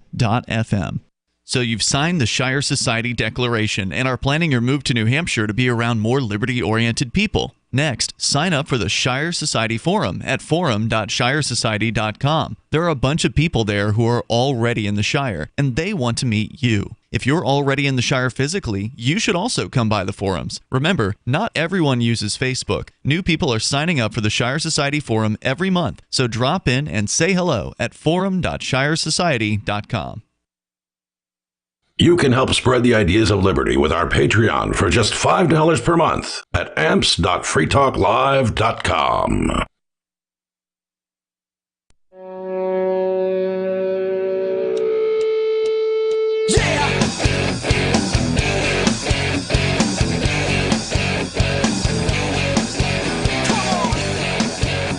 Free Talk Live.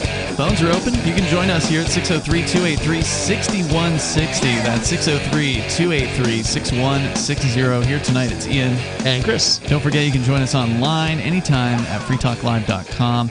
And also, Forkfest is coming up, and it's coming fast. We're about 5 weeks out at this point from Forkfest 2022. It's the 6th annual Decentralized Libertarian Camping Festival. It happens the week after the Porcupine Freedom Festival, which is sold out, by the way. Ticket sales are over for Porkfest. It's the second year in a row that they've sold that event out. Forkfest, much more decentralized. There's no tickets. You just get yourself the RV site, camping site, or motel room of your choice with Rogers Campground for June 27th through July 3rd. And then you spend a week or however many days of that week that you want to hanging out with other freedom-minded people in just one of the most beautiful locations on the planet, Rogers Campground in the White Mountains of New Hampshire. You can go to forkfest.party to learn more about the event. That's forkfest.party, and you can connect there with chat rooms and a forum to allow you to link up with other people that will be attending and find out what's happening, because, again, it's completely decentralized, so whatever happens depends on the people who attend and what they want to bring to the table. You know, if you want to... All I know is bring your crypto and bring your gold backs. Good suggestions. If you want to cook, then you should cook. If you want to put on some sort of a performance, music, or, you know, put a poker game on or something like that, have a campfire for people, whatever you want to do, it is up to you to decide. Forkfest.party. Again, it's June 27th through July 3rd. We got Therese Grinnell on the line with us. She's one of the newer activists here in New Hampshire working for more freedom. You were a nurse and frustrated with all of the mandates that the government gangsters in New Hampshire were cramming down people's throats during the COVID crackdown. And that's what activated you, Therese. That's kind of where you were at in your story. You had started to go out to the street corner outside of the Dartmouth hospital there in Concord, and you gathered some supporters, right? I did, and it was the October 13th Executive Council meeting where I was actually sitting next to Frank Footloose, and just there because we didn't want this federal money coming in that had a line item with the grant money that they would be obligated to isolate and quarantine anyone that the federal government found to be a health hazard. And to me, that screamed what I was seeing over in Australia, and I was just like, what the hell is going on? And but leading up to that, I had been pretty vocal with Governor Sununu, and he actually has a voicemail on my phone, and he was on my personal Facebook page, and I had Derek Prue, who's National Guard, and all the night nurses at Dartmouth Hitchcock jumping on, giving him a run for his money, or like, you can do something, like, what the hell? And so going into there, he knew I was raising a ruckus and really starting to mobilize people, and I think his attempt to chill me from participating in the political process was what was the reason why I was arrested at the end of the day. Yeah, didn't they arrest really, like 8 different leaders of 8 separate groups at that event? At the hearing? There was, or the town hearing? Yeah. Yeah, so there was 9 of us that were arrested that day. I was the first one to have my shoulder tapped, look up, and there was 4 state troopers hovering over me, and Frank was sitting next to me, which, he has been pretty vocal and outside of Sununu's house and everything else, but they brought the 2 of us back to the back of the room, and right away they put me into zip ties. They took, a pen off my sweater, and all I know is you're being arrested for disorderly conduct. And I'm like, what did I do? They couldn't answer the question. And they were loading me up into the back of this paddy wagon. And I instantly thought, holy shit. I'm so sorry. You got to hold that thought there. You can't say that on the radio. I had to hit the dump button. We're going to let you stay on because I'm pretty sure it was an accident. But just be careful. Remember, we are on broadcast radio. So when in doubt, leave it out. Sorry. Okay, you got it. So just rewind for just a moment. They came up, they put you in handcuffs, and go ahead. And, it was just kind of like this, oh gosh moment of my purse, my phone, my 6 and my 7-year-old are out there, and I have to work tonight. Where am I going? What is happening? And so I yelled out, we're being arrested, because I needed someone. I was like, are my boys going to do CYF care? What is happening? Question for you before you go on. Yeah. Did they charge you with a second disorderly conduct for the statement behind when you were being arrested? Because I know they hit Frank with another disorderly conduct charge after, or basically as the handcuffs or after the handcuffs were being put on. Correct. Yes. So you are facing two charges. Yeah. So allegedly, I said the word "amen," and that disrupted the meeting. And then they changed that charge to I recklessly said the word "amen," which is even more ridiculous. What is the difference between doing it and not like recklessly doing it?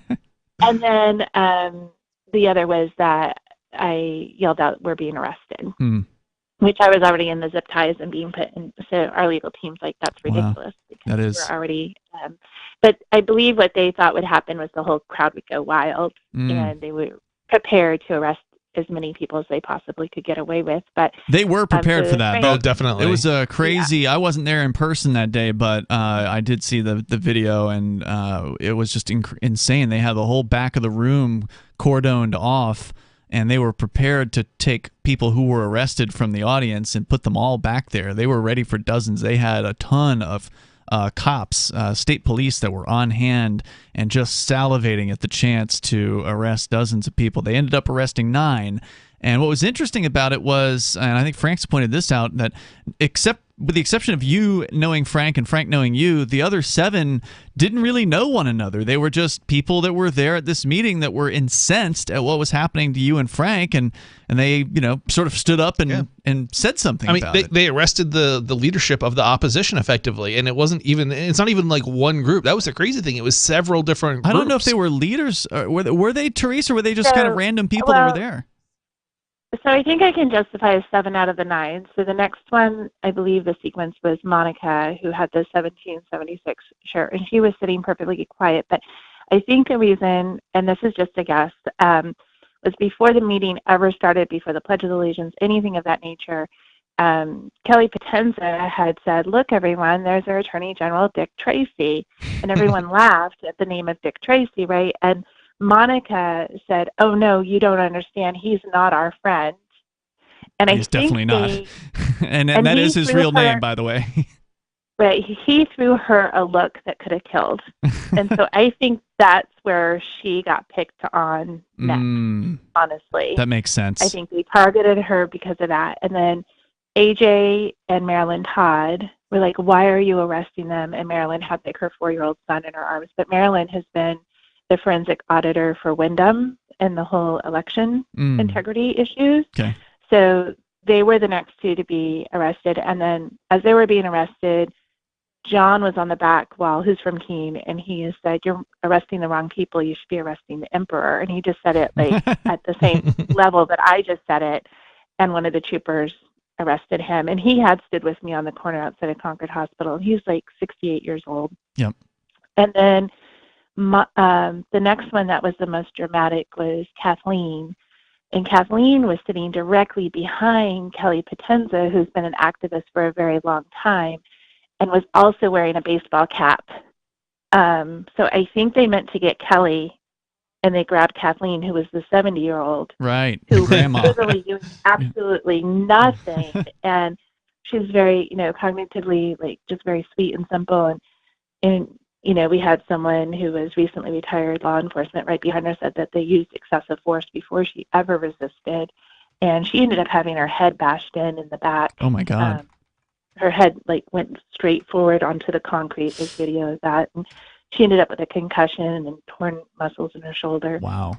And then Emily was on the back wall, and they told her to go have a seat. And she was basically said, "Why do I have to go sit down? I want to stand and stretch my legs." Right. And it was as simple as that. They arrested her, and she wasn't disruptive at all in that. And then James was the last one, and James, God bless him, he business owner, his wife is a clinician, and they were like, "Well, every other state's accepted this money," and he just couldn't handle it at that point. He was like, "Just because everyone else has done it doesn't mean it's the right thing to do." Yep. And they got him for that too, huh? They arrested him. I'm glad that you called in tonight because years old. because we never really got the full expression of what happened to all 9. So I'm glad that you were aware of the ins and outs of that, because we knew what happened to you and Frank, and we talked to Frank about it at the time when it happened. I really appreciate you telling everybody's story. The charges are still pending. The trial's still coming up, and I know you wanted to talk about what you've got planned, right? Like not just the New Hampshire 9, but do you have time to stick with us into the next hour? I do. All right, more with Therese coming up here. Therese Grinnell, one of the activists here in New Hampshire. She's got something else cooking up she wants to tell us about on the way here. That's coming up in hour 3. You can join us as well. 603-283-6160. This is Free Talk Live.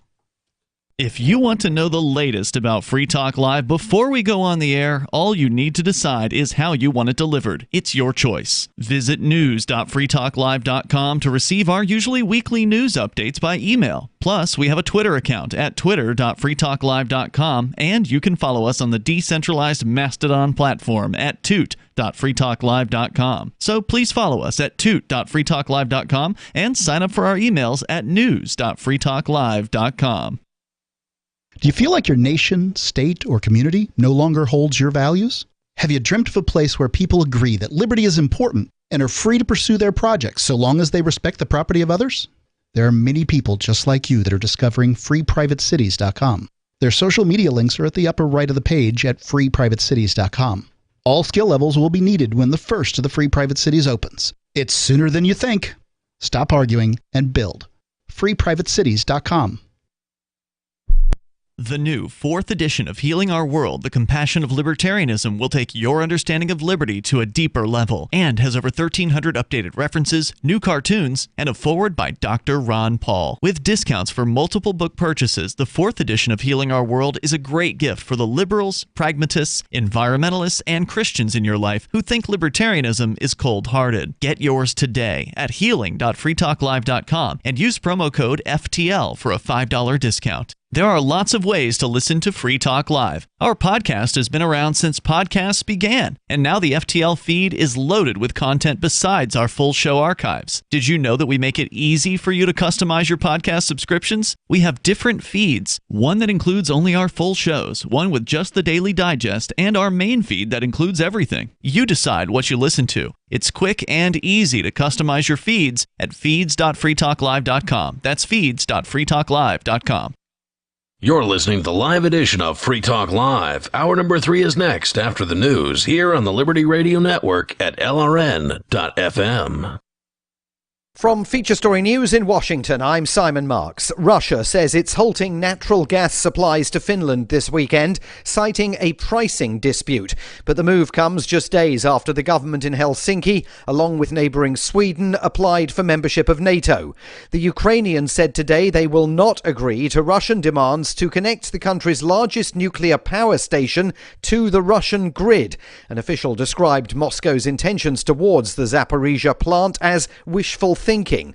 FSN's Chris Jones is covering events in Russia from neighbouring Latvia beyond the reach of the Kremlin's reporting restrictions. He says the Kremlin is increasingly putting pressure on Ukraine's economy and its exports. Now we've seen Russia take pretty much full control of the Black Sea, which is basically Ukraine's main way to export goods such as wheat and sunflower oil out of the country. And that's caused a huge crisis in terms of the price of wheat. And that basically means that the demand has risen. Washington is reportedly preparing to supply Kyiv with anti-ship missile systems as part of a fresh package of aid to Ukraine. From FSN's New York bureau, Will Denzelo with that story. Reuters reports the US is hoping to get anti-ship weapons, including Boeing's Harpoon missiles, into the hands of Ukrainian fighters. It's reported that a number of Ukraine's allies are willing to supply such weaponry, but it's believed nations are reluctant to act first for fear of Russian retaliation. There are also logistical concerns, as using such missiles can require lengthy training. But Kyiv has maintained such weapons would be important in its fight against Russia. British intelligence estimates that around 20 Russian vessels are operating in the Black Sea and are preventing Ukraine from getting grain out onto the international market. President Biden kicked off a 4-day tour of Asia in South Korea. He visited a Samsung factory where semiconductors are manufactured. The company is building a similar plant in Texas, due to come online in 2024. Elon Musk is denying a claim that he sexually harassed a flight flight attendant on board a private jet in 2016. The website Business Insider claims Musk's company SpaceX paid the accuser $250,000 not to file a lawsuit over the alleged incident. From FSN's bureau in Silicon Valley, Ira Spitzer reports. The Business Insider article quotes an unnamed friend of the flight attendant, who also hasn't been named, who says that Musk allegedly exposed himself to the woman during a flight on a private SpaceX plane in 2016. The world's richest man lashed out at the accusations on Twitter, which he is in the process of buying, calling them utterly untrue and suggesting that the timing of the article is politically motivated. The father of British Prime Minister Boris Johnson has become a French citizen. Stanley Johnson says he wants to keep a link with the EU after Brexit. From bureaus worldwide, this is FSN. With FSN Spotlight, I'm Simon Marks. Today, more from Belle True, the international correspondent for the British newspaper The Independent, who has this week uncovered evidence of widespread war crimes by Russian forces in Ukraine. But her concern is not only with the horrors war crimes investigators have already found, but with those that they have not. You really need to be there to be able to see where the body is and what state the body's in to even find out what happened to it. So, for example, the teenage boy that I came across who was dead in the woods, there'd obviously been some kind of fire because there'd been a front line, basically, after he was killed. There'd obviously been a front line there. So his body was partially burnt. That means evidence can be got rid of. The other thing that I'm worried about is these are areas that the Russian forces withdrew from, so we had access to. What about the areas where we're still on occupation, where there could be a cleanup operation? And this is the concern for areas like Mariupol. Will we ever know what actually was committed there? There's lots and lots of missing people, families who are separated from each other. We may not actually find the fate out of those people. There might be a situation where, because of this sort of mass uproar at what's been happening in places like Bucha and Borodyanka, that there's a learning process, and actually some of the crimes are cleaned up in areas like Mariupol if they ever do withdraw, and they may never withdraw, so we may never get the truth. Belle True, you can read her reporting from Ukraine in The Independent. It is utterly chilling. The main news again. Russia says it will halt natural gas supplies to Finland this weekend, citing a pricing dispute. Washington is reportedly preparing to supply Kyiv with anti-ship missile systems as part of a fresh package of aid to Ukraine. President Biden is in South Korea, kicking off a 4-day tour of Asia, and Elon Musk is denying claims that he sexually harassed a flight attendant on a private jet in 2016. There's more from us on Twitter @FeatureStory, and that is the latest Feature Story news. Simon Marks reporting. You are nothing more than the reflection of a grim, pitiless world, and this is The Onion Week in Review. Following the Supreme Court's ruling on same-sex marriage this week, overjoyed gay couples in Florida rushed out of their homes to have their marriages denied to them. Homosexual couples throughout the southern state told reporters they were ecstatic over the landmark decision supporting gay rights and said they couldn't wait in line and have their requests to be wed rejected by their home state. And in science news, scientists probably discovered a frog or something. They're always doing that sort of shit. In other news, an 8-year-old boy surprises his Marine father during a firefight in Afghanistan. Johnny Depp is now physically unable to walk unless whimsically teeter-tottering across a rolling log, wobbly plank, or swaying beam. And Silvio Berlusconi is transferred to a steamy, all-female penitentiary. If you're seeking a celebrity interview, stay away from that bastard Tobey Maguire, who apparently can't even pick up a phone to say he has a schedule conflict and won't be able to make it into the studio. For more, keep checking theonion.com. This is the Onion News Network.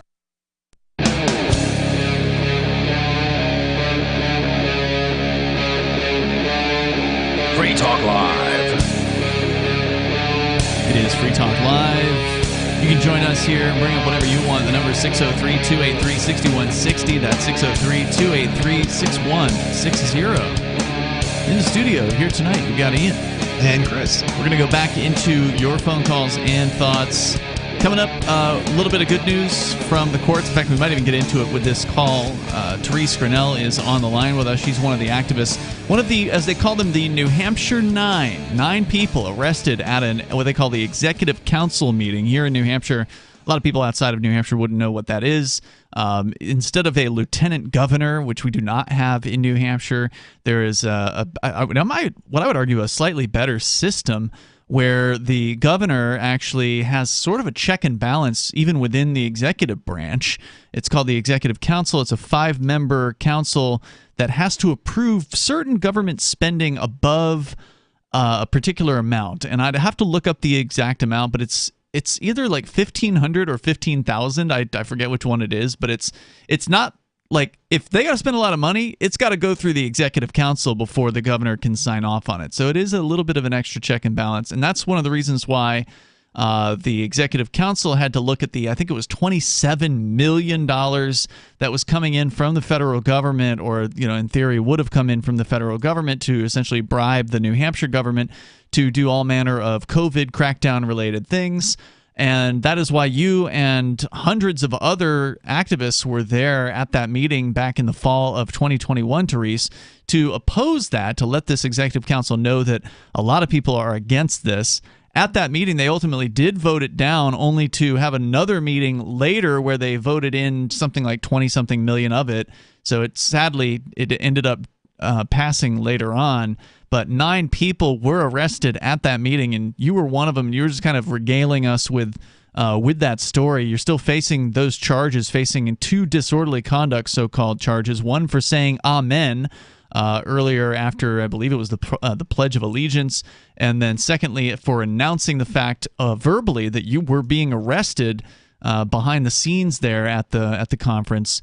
And that's kind of where you left the story off after kind of running us down with the other 8 people that and the reasons they were arrested. Also similar nonsensical, totally peaceful reasons. But go ahead. What else did you want to share?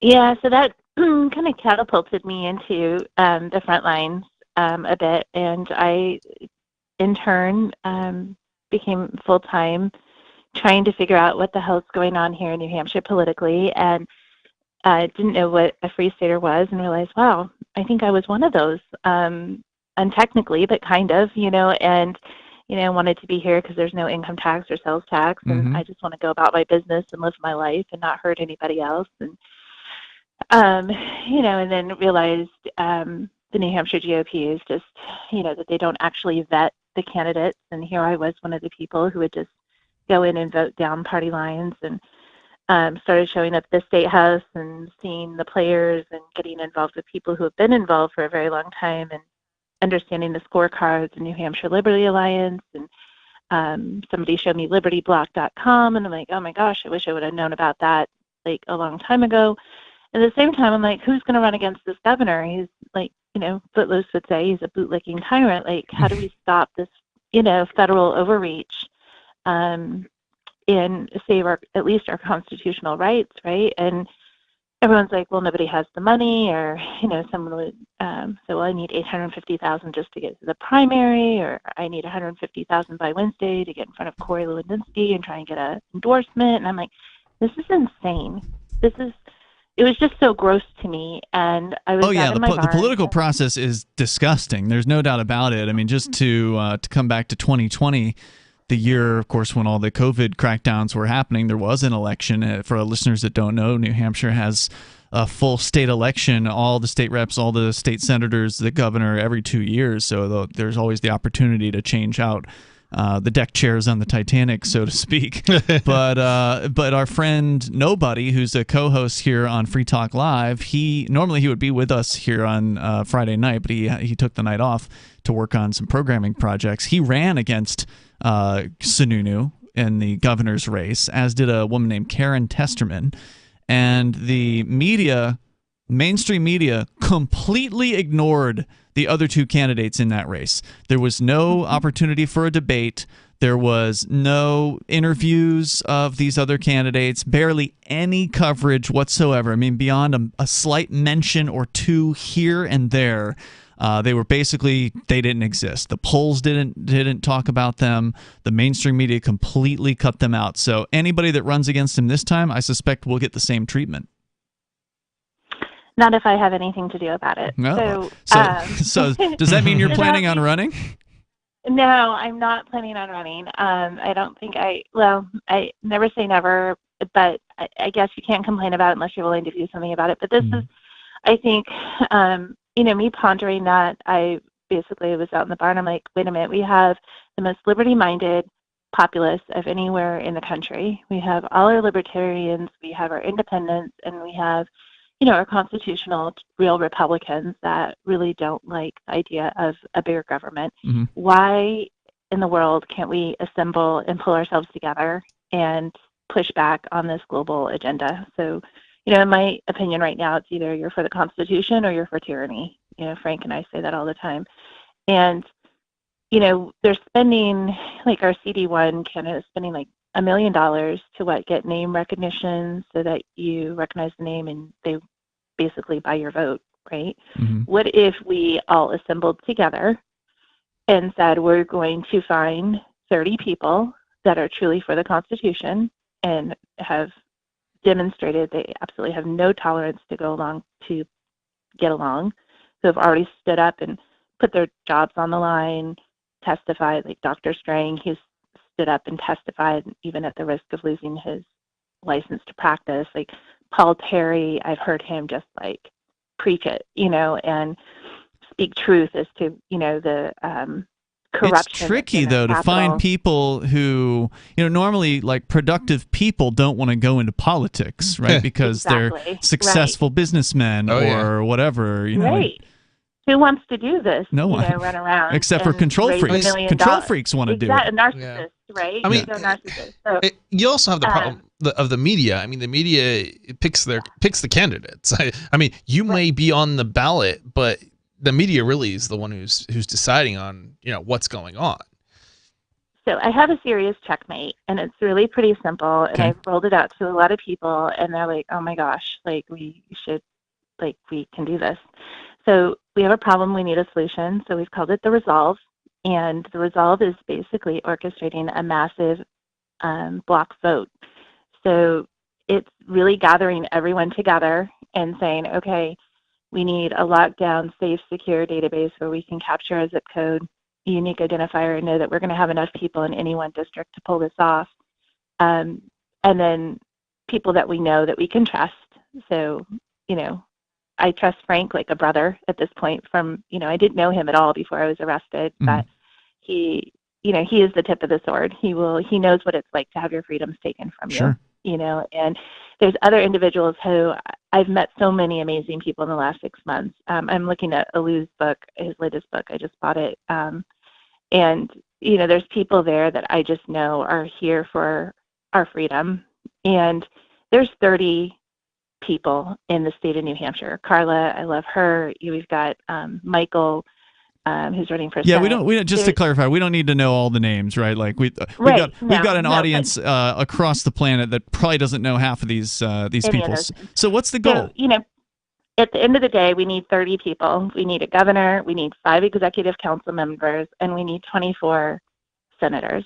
Mm-hmm. And the thought was, in my mind, if I could get 100 people to truly buy into this, I thought of this idea on Easter weekend, truly buy into this, and each person diligently went and found 10 people, and those 10 people found 10 people, we would have over 300,000 people come August before the primaries. And we could work together to have debates and town halls and get everyone in the loop as to what the lineup is going to be.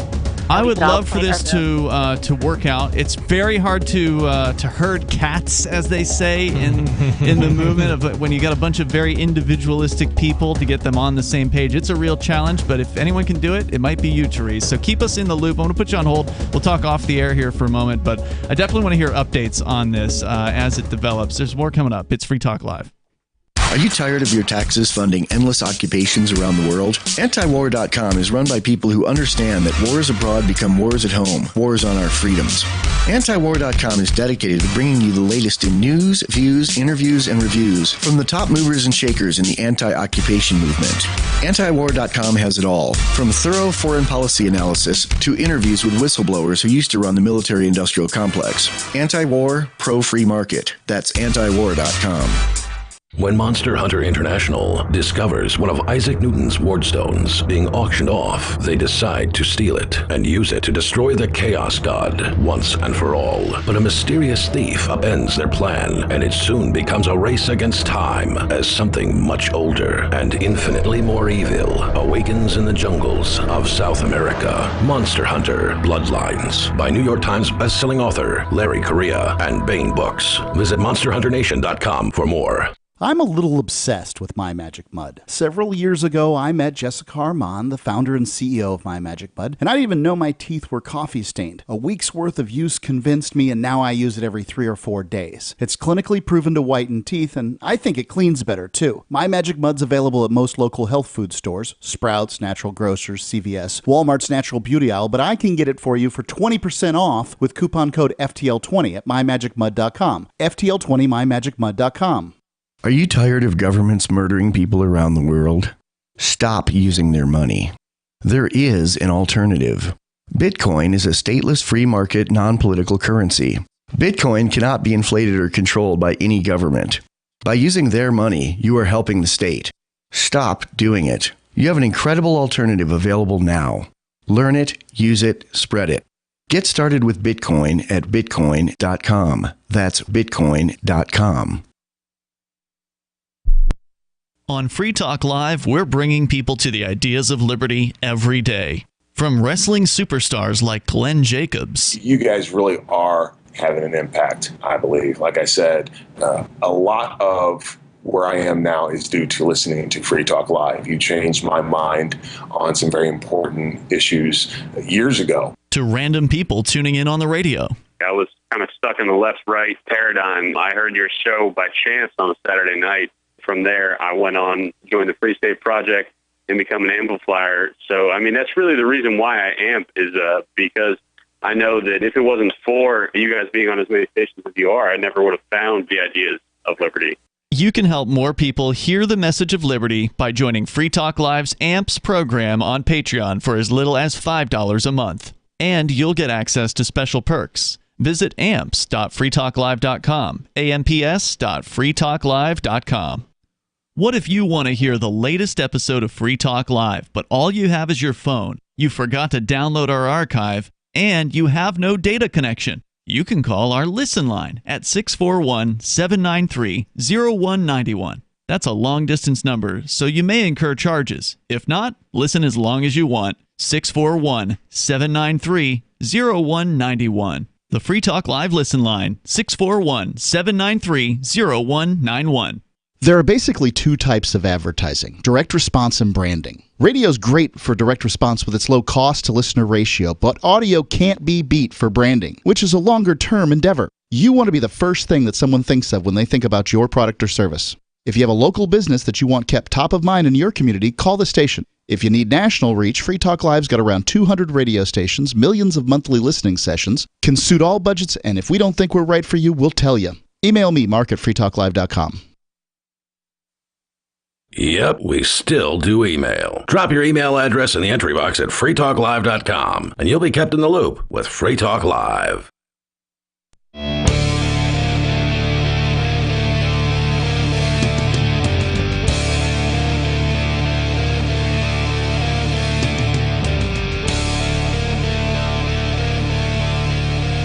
It is Free Talk Live. You're invited if you want to join us here. The number is 603-283-6160. That's 603-283-6160. I want to say thanks to Damian Williams, who is a Free Talk Live supporter of our AMPS Patreon. You can join as Damian has done. He's a silver level, which means he's doing about $5 a month. And that helps us advertise, market, promote, and support Free Talk Live to help get the ideas of liberty into more people's ears all around the planet, specifically in the United States as well, on more great radio stations. We got over 190 stations today, and we can have more than that. It just takes some time, takes some effort, it takes a little bit of money, and so Damian's helping us out, getting some cool perks as well over at amps.freetalklive.com. We go back to the phones, to the fun. Jack is on the line in Washington State. Jack, you're on Free Talk Live. Is your co-host, is he Chris? He is Chris. Yeah, he had said earlier that the media basically picks our nominations and our political figures. I believe he was correct 20 or 30 years ago. But I'm about 40. I don't know. You look like you're about 33, 34-ish. I'm just guessing. I'm not thanks. being rude. Yeah. But I remember back when I used to hear the news, the radio on the news, CBS News, top of the hour. And I was like, oh, yes, okay. That's what happened today, and that's what that is. Now when I hear any news pretty much anywhere, I'm like, that sounds interesting. I'm looking at this for probably the next 3 weeks to figure out what's real. Mm-hmm. It's just like you can't believe. So I don't think the media chooses our candidates like they did in the past. I don't know if it was Chris or a caller. Because people believe the media back then. Yeah, I don't know. I think they have a disproportionate influence nonetheless, even if it's more democratized. I don't know. I think I understand where you're coming from, Jack. Their influence has waned. I would say that is true. I mean, people can get independent news in a way they never could. People, follow websites that they would never be able to get information from. Like I can go to RT.com right now and get the news from the Russian government anytime that I want to, whereas 20 years ago that would have been pretty much impossible. Or 30 years ago, it certainly would have been impossible. So their influence has waned, but they still have this kind of constituency that has been in place for so long. I guess incumbency might be the right word. They've been so, they've been around for decades. They've been around throughout generations, and it's definitely true that the older generations tend to identify more with it. If you look at the audience of, say, MSNBC, CNN, Fox News, these television news channels, their audience is elderly. They're old. Many of them are literally dying off. Newspapers, of course, their subscription rates are down dramatically. Many of them have gone out of business entirely. So I think you're right. Their influence isn't what it used to be. But that said, it definitely does not help to have the mainstream media completely ignore candidates. And that is absolutely what they do. They protect the incumbents. They protect the political class. And they're going to do it until the very last day, until they're completely wiped out because they can't get any advertising money anymore and they go out of business. They will continue to protect the status quo. That is essentially their role. Yeah. And it doesn't, you said help. It actually, I think, hurts them over time. And this is such a complex conversation. Just the whole media, social media. Technically, you and I, as we speak, are media, a form of it. Oh, sure. And it's what's true, what isn't, and it's like it should be left up to each individual, each person, in their own beliefs to make up their own decisions on things. And that's why free speech and a lot of libertarian beliefs are so powerful, is let everyone make their own decision. Thank you, Jack, for the call tonight, man. I definitely appreciate hearing from you. The number is 603-283-6160. Yeah, I mean, there's no doubt, again, that the independent media is stronger than it's ever been. I mean, we're just this little talk radio show, and yet we've managed to acquire over 190 radio stations. But all that said, despite the fact that we're on 190 radio stations, I mean, anybody that listens to this weekday show regularly knows that tonight's unusual. Like, we've had an unusual number of phone calls, people participating in the program, because we have like the regulars that call in, and that's usually about it. Like, it's a good night if we can get a few extra people calling in besides the regulars, and we've had that, and that's been tonight. We've had that be the case tonight. But it's amazing considering how many stations we're on, the very small amount of actual participation that we receive. Yeah, it really is amazing actually how little participation there is. Yeah. And I'm actually blown away by how little. I mean, just considering that. I mean, this isn't. I mean, I know you're saying it's a little radio show, but it's not. I mean, that's a lot of stuff. Still a lot of stations. It's a lot of stations. Even if those are all small stations, that's a lot of stations. And I know some of the stations are not larger, all live, but yeah, and obviously they're not all live. But yeah, no, you're right. There's very little participation. I mean, just because there's not a lot of participation doesn't mean there aren't people listening. We know that that's true, right? And we know that it's always a very, very small percentage of anyone who's listening that will actually ever pick up a phone and call in. But But that said, the numbers show it. I mean, even in the radio business, which I love. I mean, I've been in radio my entire life since I was a teenager. So I mean, it's close to near and dear to my heart. But I've seen the numbers.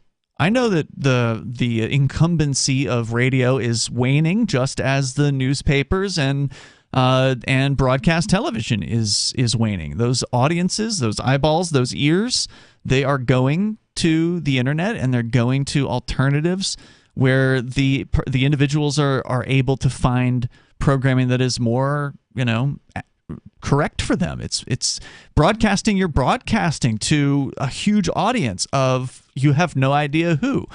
Whereas on the internet, it's completely different. You're essentially narrowcasting to a very specific group of people that have, in most cases, sought you out on the internet. So it's like two completely different worlds out there, and they don't tend to mix very well. I mean, or you've been presented by a different set of entities, tech companies too, is often frequently how people come across stuff. So that's true. There are some influential tech companies out there that are pushing product. I mean, Joe Rogan, for instance, is the world's top podcast, and he's on a major platform. Spotify, I think, is what it is. And now, it may be true though that the content being presented to you is more likely to be catered to you, though, still, nonetheless. But you may still get one person over another person who's favored by the algorithms. There is that too. But of course, if you want to find us online, you can just go to freetalklive.com. You can access archives of the show there that go back for many years. They are completely free. You can watch us online on our Odyssey channel anytime you want. Of course, we prefer you watch live if you can. We're on 7 to 10 at night Eastern every single day. You can go to video.freetalklive.com. Follow our Odyssey channel there. And those are great ways for you to encounter the show. Of course, we've always had audio streaming for, I don't even remember how many. I think, did we stream? No, I guess we didn't stream the original shows way back in the day, but we did have MP3s from day one. So we've always kind of been, our feet have been in both worlds of the old and the new media. So join the show. We got plenty of time for you. The phones are open, 603-283-6160. You can take control of the airwaves here on Free Talk Live and bring up whatever's on your mind at 603-283-6160. More coming up, and you can join us.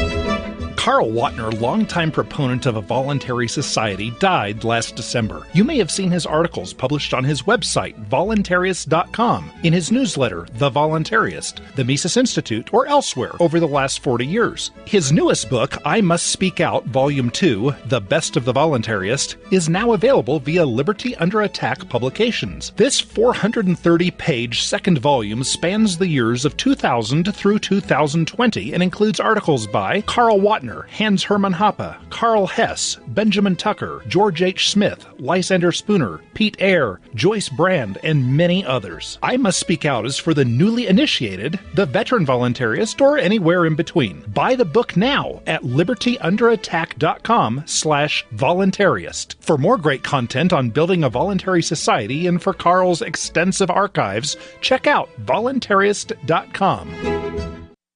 From Feature Story News in Washington, I'm Simon Marks. Russia says it's halting natural gas supplies to Finland this weekend, citing a pricing dispute. But the move comes just days after the government in Helsinki, along with neighbouring Sweden, applied for membership of NATO. The Ukrainians said today they will not agree to Russian demands to connect the country's largest nuclear power station to the Russian grid. An official described Moscow's intentions towards the Zaporizhzhia plant as wishful thinking.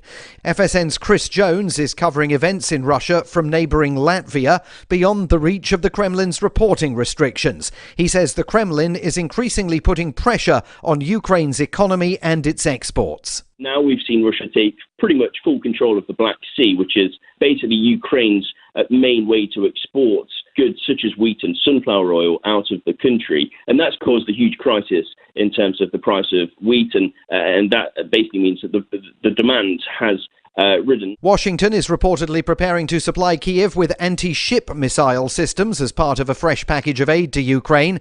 From FSN's New York bureau, Will Denzelo with that story. Reuters reports the US is hoping to get anti-ship weapons, including Boeing's Harpoon missiles, into the hands of Ukrainian fighters. It's reported that a number of Ukraine's allies are willing to supply such weaponry.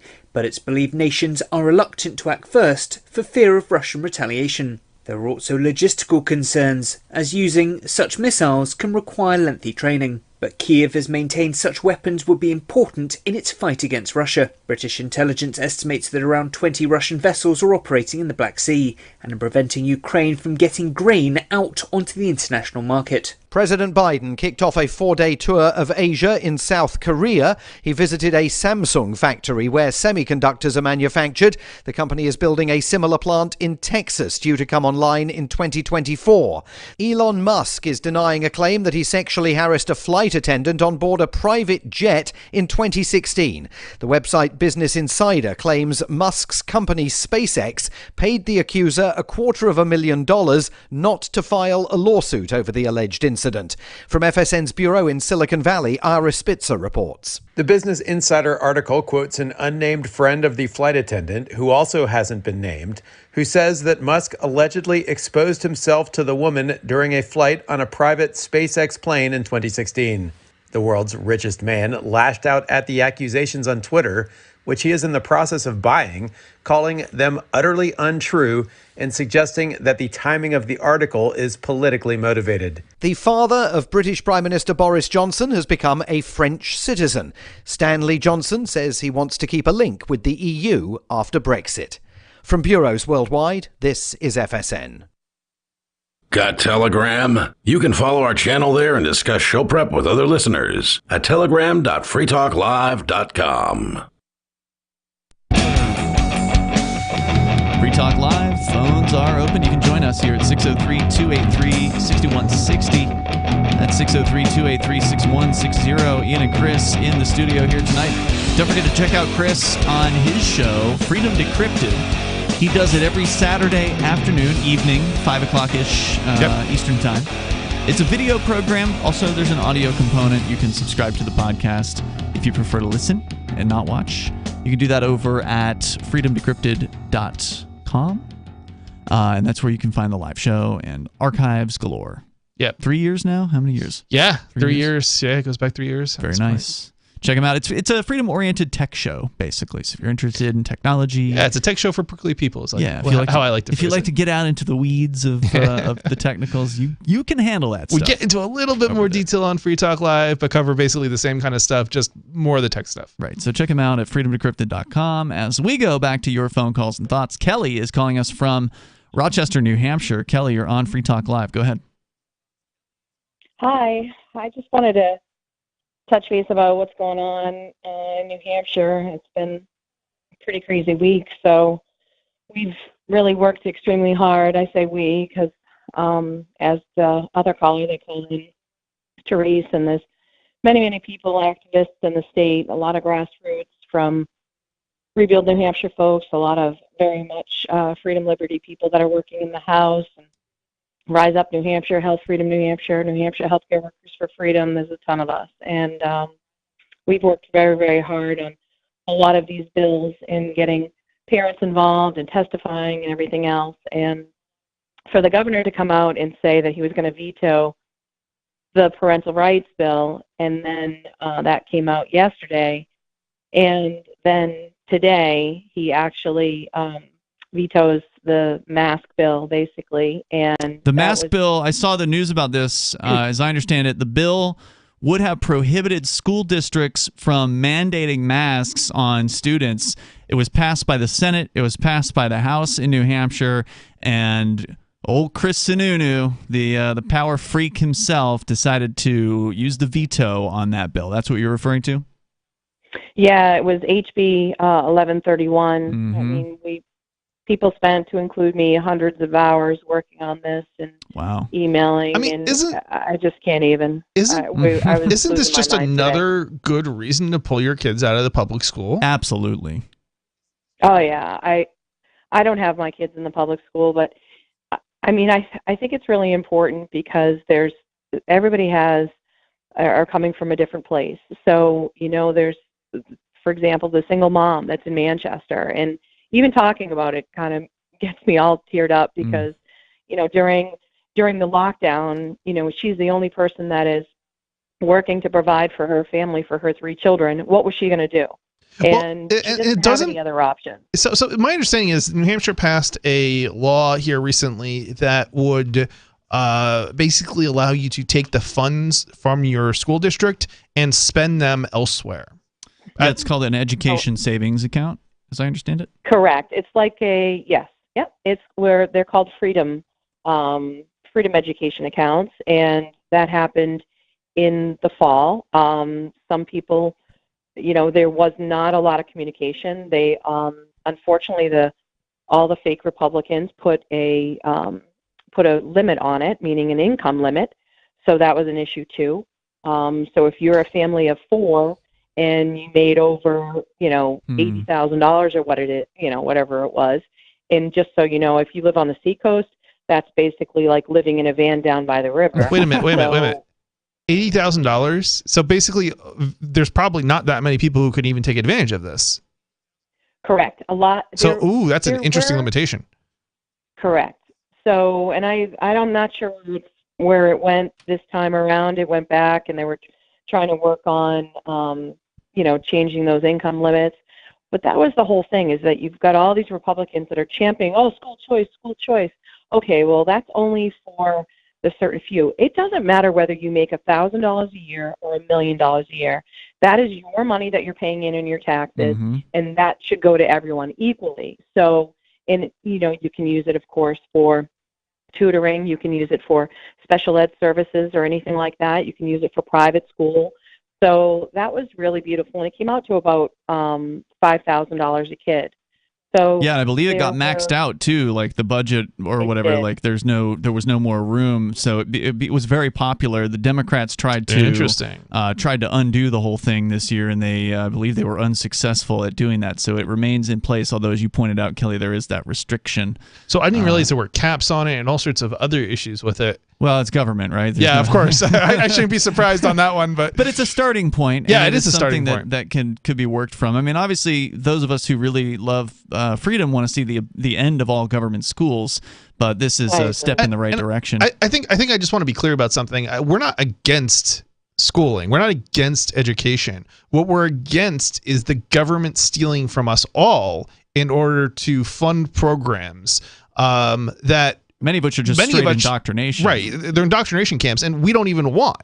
When a parent says they don't want to put their kid through the government indoctrination program, they should be able to pull them out and not have to pay taxes, that basically just them, their own money, being handed back to them.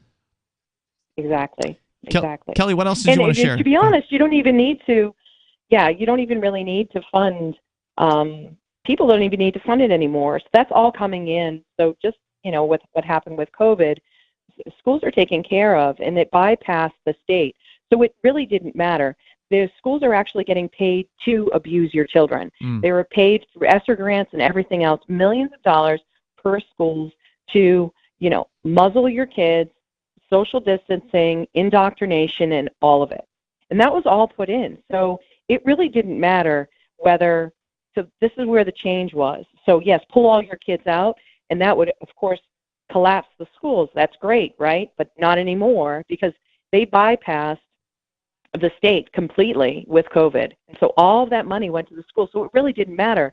If you had a school that was 500 large and you lost, let's say you pulled out 150 kids, well, that would debilitate a school. Not anymore, because the federal government pays for it now. You have to kind of look into that. And Governor Sununu is completely involved in that. Oh, yeah. I know, Teresa, So we have to take out that tyrant. It's just awful. I mean, Daniel Horowitz did some, just pants on fire tweets today, and it was awesome. And it was about Sununu. And he wrote, if a local, whoops, oh my gosh, my computer just, my computer just went out. Of course, it sleeps when that happens. Can you summarize it? Yes, it says if a local government were to duct tape the mouths of children and commit human rights violations, that would be okay, because suddenly local governments have an unalienable rights, but people don't. And that's what he's saying. He's like, this is about a local control issue. Really? You shut down the entire state. You told people where they could go and where they could work and what they could do. You picked the winners and the losers in the state for literally a year and a half with over 100 different executive orders, and you're telling me now, local control? Yeah. Yeah. What a hypocrite. Great point, Kelly. Anything else you want to share? No, that's it. Just hope we can take them out. That's it. So, I appreciate it. Thank guys. you for the call tonight. Kelly calling from New Hampshire. Definitely appreciate the call. Number 603-283-6160. It's refreshing to actually have some activists call into this show, because we've said for years, hey, it doesn't matter if you're in New Hampshire, by the way. If there's some cool libertarian activism going on, we want to know about it. And almost no one ever takes us up on it. Especially different people, because we do have a few activists like Dave Ridley who regularly calls. Sure. But having people that we don't hear from, that's what I find really interesting. Yeah, it was refreshing here. The number, though, you still have time if you want to join us. And again, you can be from anywhere. The number 603-283-6160. I know the Libertarian Party, for instance, is getting ready to have a convention, I think, next weekend. National? Yeah, the National Party, and there's a bunch of people all revved up for this thing. And it's like, all I can do is just roll my eyes and... From a former national member. Life member yes, of the life National member. Libertarian Party. It's like, all right, well, good luck, guys. Good luck fighting over this relatively ineffective organization. And I don't know. That's an understatement. Yeah. I mean, if they're able to take it over and they can turn it into an outreach party again that actually is principled, then I think that'd be a good thing.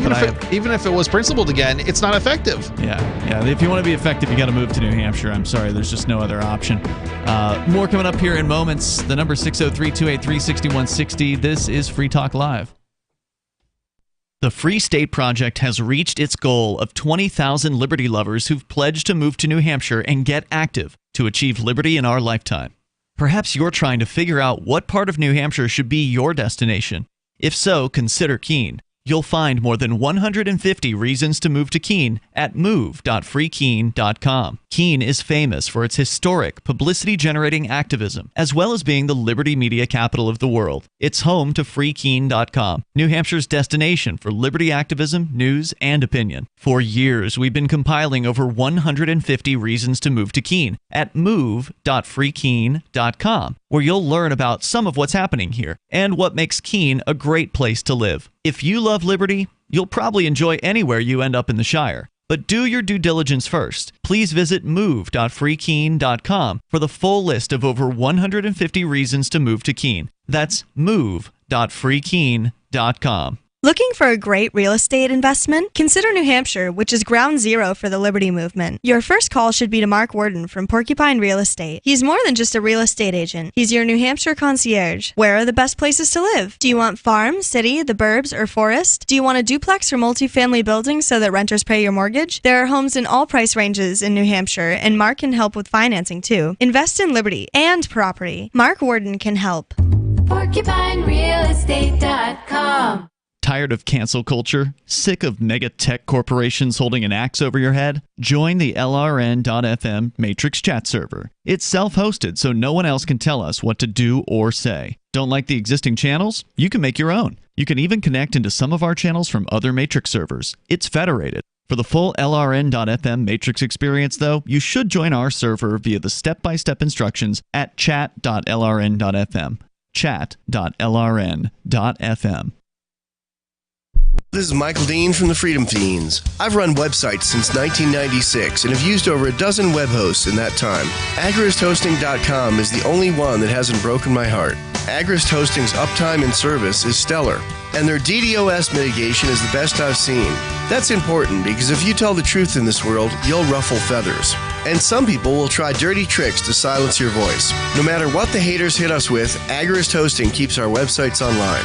If you have a mission-critical commercial presence or a world-changing activism site, you cannot tolerate any skullduggery.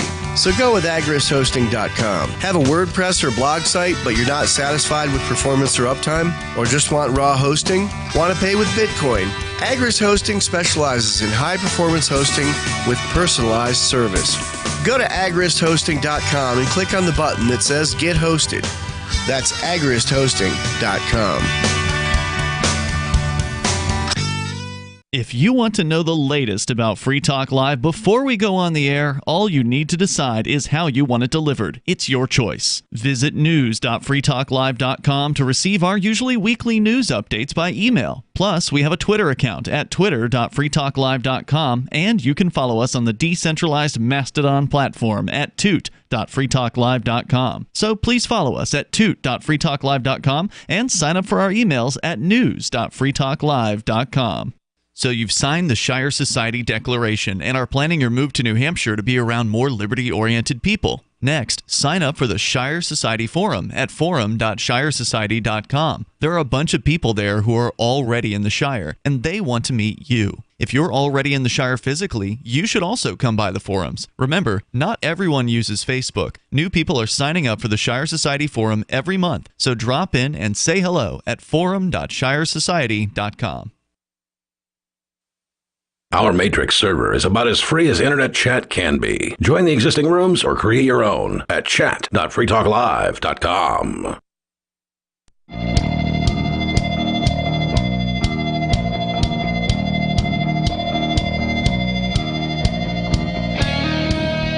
Free Talk Live. Moments remain. Maybe enough time for you if you join us now.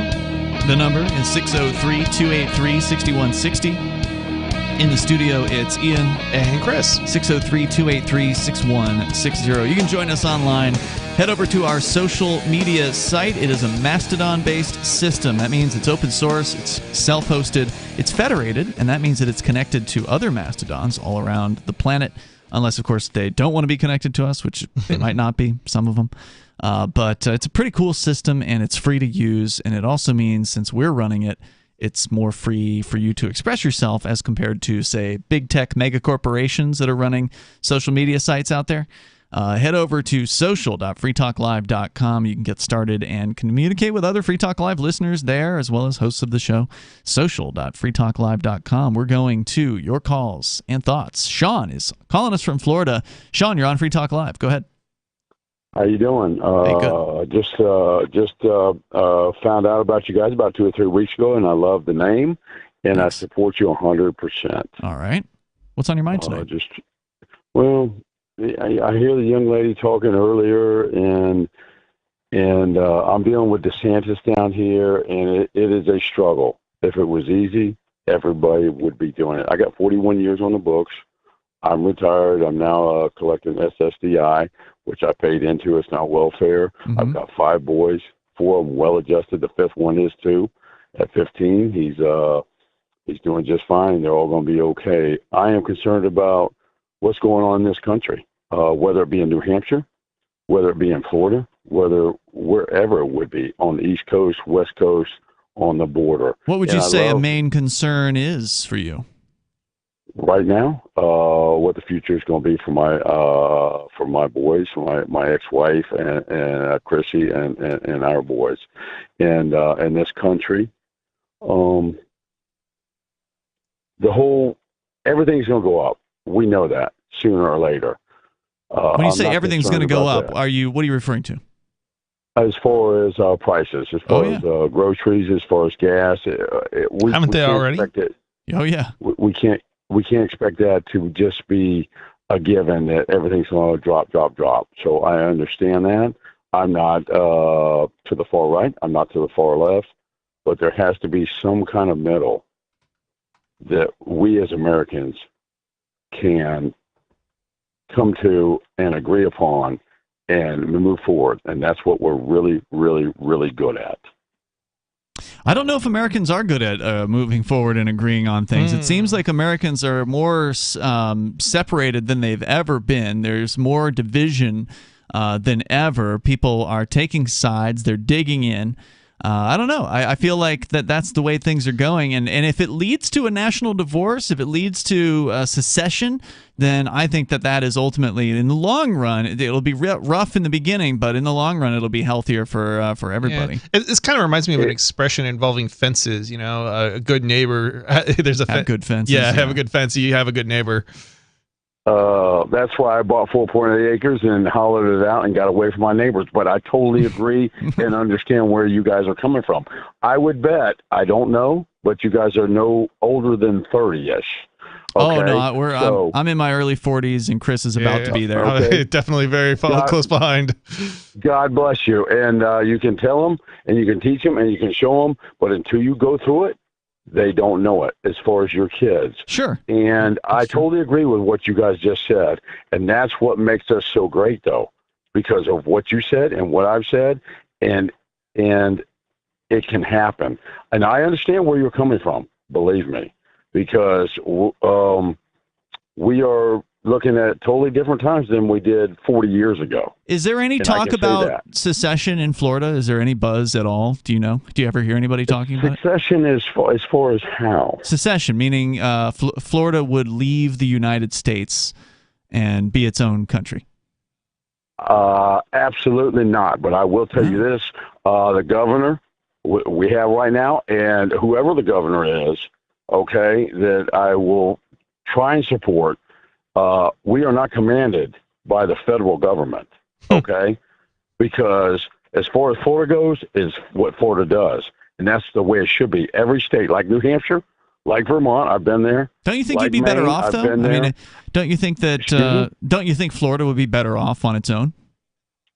I do not. Why? Absolutely not. It's called the United States of America. I know what they call it, but why would you say that you'd be better off with Washington, D.C., California, New York, Illinois? Okay, all these... Stop right there. You mentioned California, New York. I'm not associated with California or New York. But you are through the United States. You're questioning me about Florida. Florida is not going to succeed. Florida will stand on its own against Washington, D.C., if that's what needs to be, just like New Hampshire would. But you just said you don't think like Maine would. Well, okay, so you're saying sort of two different things. You're saying on one hand, I don't think it's in our best interest to succeed. That's what I believe. I mean, okay. So here's the thing. What do you think that means? Because it seems like most people have this idea that if Florida were to secede or New Hampshire were to secede, that all of a sudden we wouldn't trade with each other, or we wouldn't be able to cross borders or something of that nature, or we wouldn't be united in a more societal or people. Do not put words in my mouth. Do not put words in my mouth. No. I'm asking. That we are better off united. Okay. What does that mean to you? We cannot let the federal government dictate our lives. That's what I'm saying. And that's clear and that's defined. Okay, so what you're saying is effectively what the United States was meant to be but has not become. It's a struggle. If it was easy, everybody would be doing it. Guess what?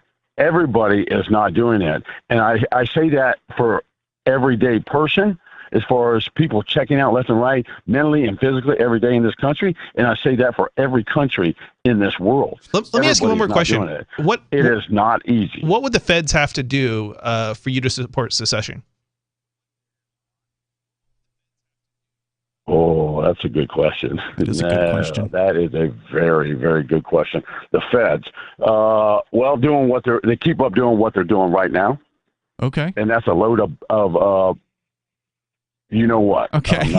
Well, I can guarantee you, Sean, they are going to keep up doing what they're doing right now, and it's going to get worse. And I thank you for the call tonight. I definitely appreciate hearing from you. Glad you're a new listener out there, and thanks for joining us. Feel free to call us again sometime because, secession sounds pretty shocking. It sounds pretty like, whoa, what? Seriously? You guys are talking about this? Didn't they settle that with the Civil War? I mean, there's all this propaganda around secession and this baggage that it carries. And I'm glad you asked that question because that's a question that's going to get people's gears turning. It's like, all right, well, how much further do they have to push you? What other things that they haven't done yet? It seems to me that I feel like I don't know if I would say most people, but a lot of people seem to be on board with the idea. They just haven't come to realize it yet, I think. Right. He was talking about, being independent in a way, but wasn't willing to go that far. Right. Because it hasn't been talked enough. We're not there yet in terms of a societal understanding. But it seems like people are in some sense supporting it. It's just, That's why there's really something to it, and whether it's a sort of esoteric principle or whatever, that you have to speak something into reality. And in order for secession or independence for a state or however you want to describe it, in order for that to become believable by people, they have to hear about it. It has to be talked about. It has to be talked about in more than one venue. It has to be heard more than just on Free Talk Live. It has to be on, other mainstream media. It has to be talked about at the water cooler at work. It has to be brought up at church. There have to be people having conversations about it in more than one place in order for people to take it seriously as something that can be real. Until it happens, it's hard to believe, I think. That's true. And that'll be a huge change. I think Dave Ridley makes a good point in that nobody thought, I think this was Poland, nobody thought, the Soviet Union, it would collapse or that they would be independent. But when it happened, and then it did. And the same thing happened in Ukraine. Nobody thought nobody believed it in Ukraine. But then it happened. So it's the same kind of, thing, That's true. Once people can believe, and that's ultimately why you talk first. You have to speak it into people's beliefs. And then once people believe a thing is possible, then it is possible. Right. Because it's possible as long as people want it. As long as people believe it. Then if enough people want it, it's inevitable at that point. So you have to reach all these sort of inflection points where you go from disbelief to belief to possible to it happened. Which is why everybody is, certain types are always saying it's impossible, it's impossible, it's impossible because they're fighting it. That's right. And they're fighting it, and that's how they're fighting it. They're the status quo. Yeah. Those people. They want you to believe that. But all you have to do is just change your beliefs. And that's why, of course, numbers help if you have large numbers of people, because then those conversations can happen in more ways, in more places. Right. That's why New Hampshire, I think, is one of the leaders in this area of independence for the future. Of course, Texas is always a hot spot as well. California. Out of time for tonight, but if you want to, you can join us tomorrow. We're here every night of the week, 7 to 10 at night Eastern Time. You can join us online anytime at freetalklive.com. There are lots of ways to listen to Free Talk Live. Our podcast has been around since podcasts began, and now the FTL feed is loaded with content besides our full show archives. Did you know that we make it easy for you to customize your podcast subscriptions? We have different feeds, one that includes only our full shows, one with just the Daily Digest, and our main feed that includes everything. You decide what you listen to. It's quick and easy to customize your feeds at feeds.freetalklive.com. That's feeds.freetalklive.com. Do you feel like your nation, state, or community no longer holds your values? Have you dreamt of a place where people agree that liberty is important and are free to pursue their projects so long as they respect the property of others?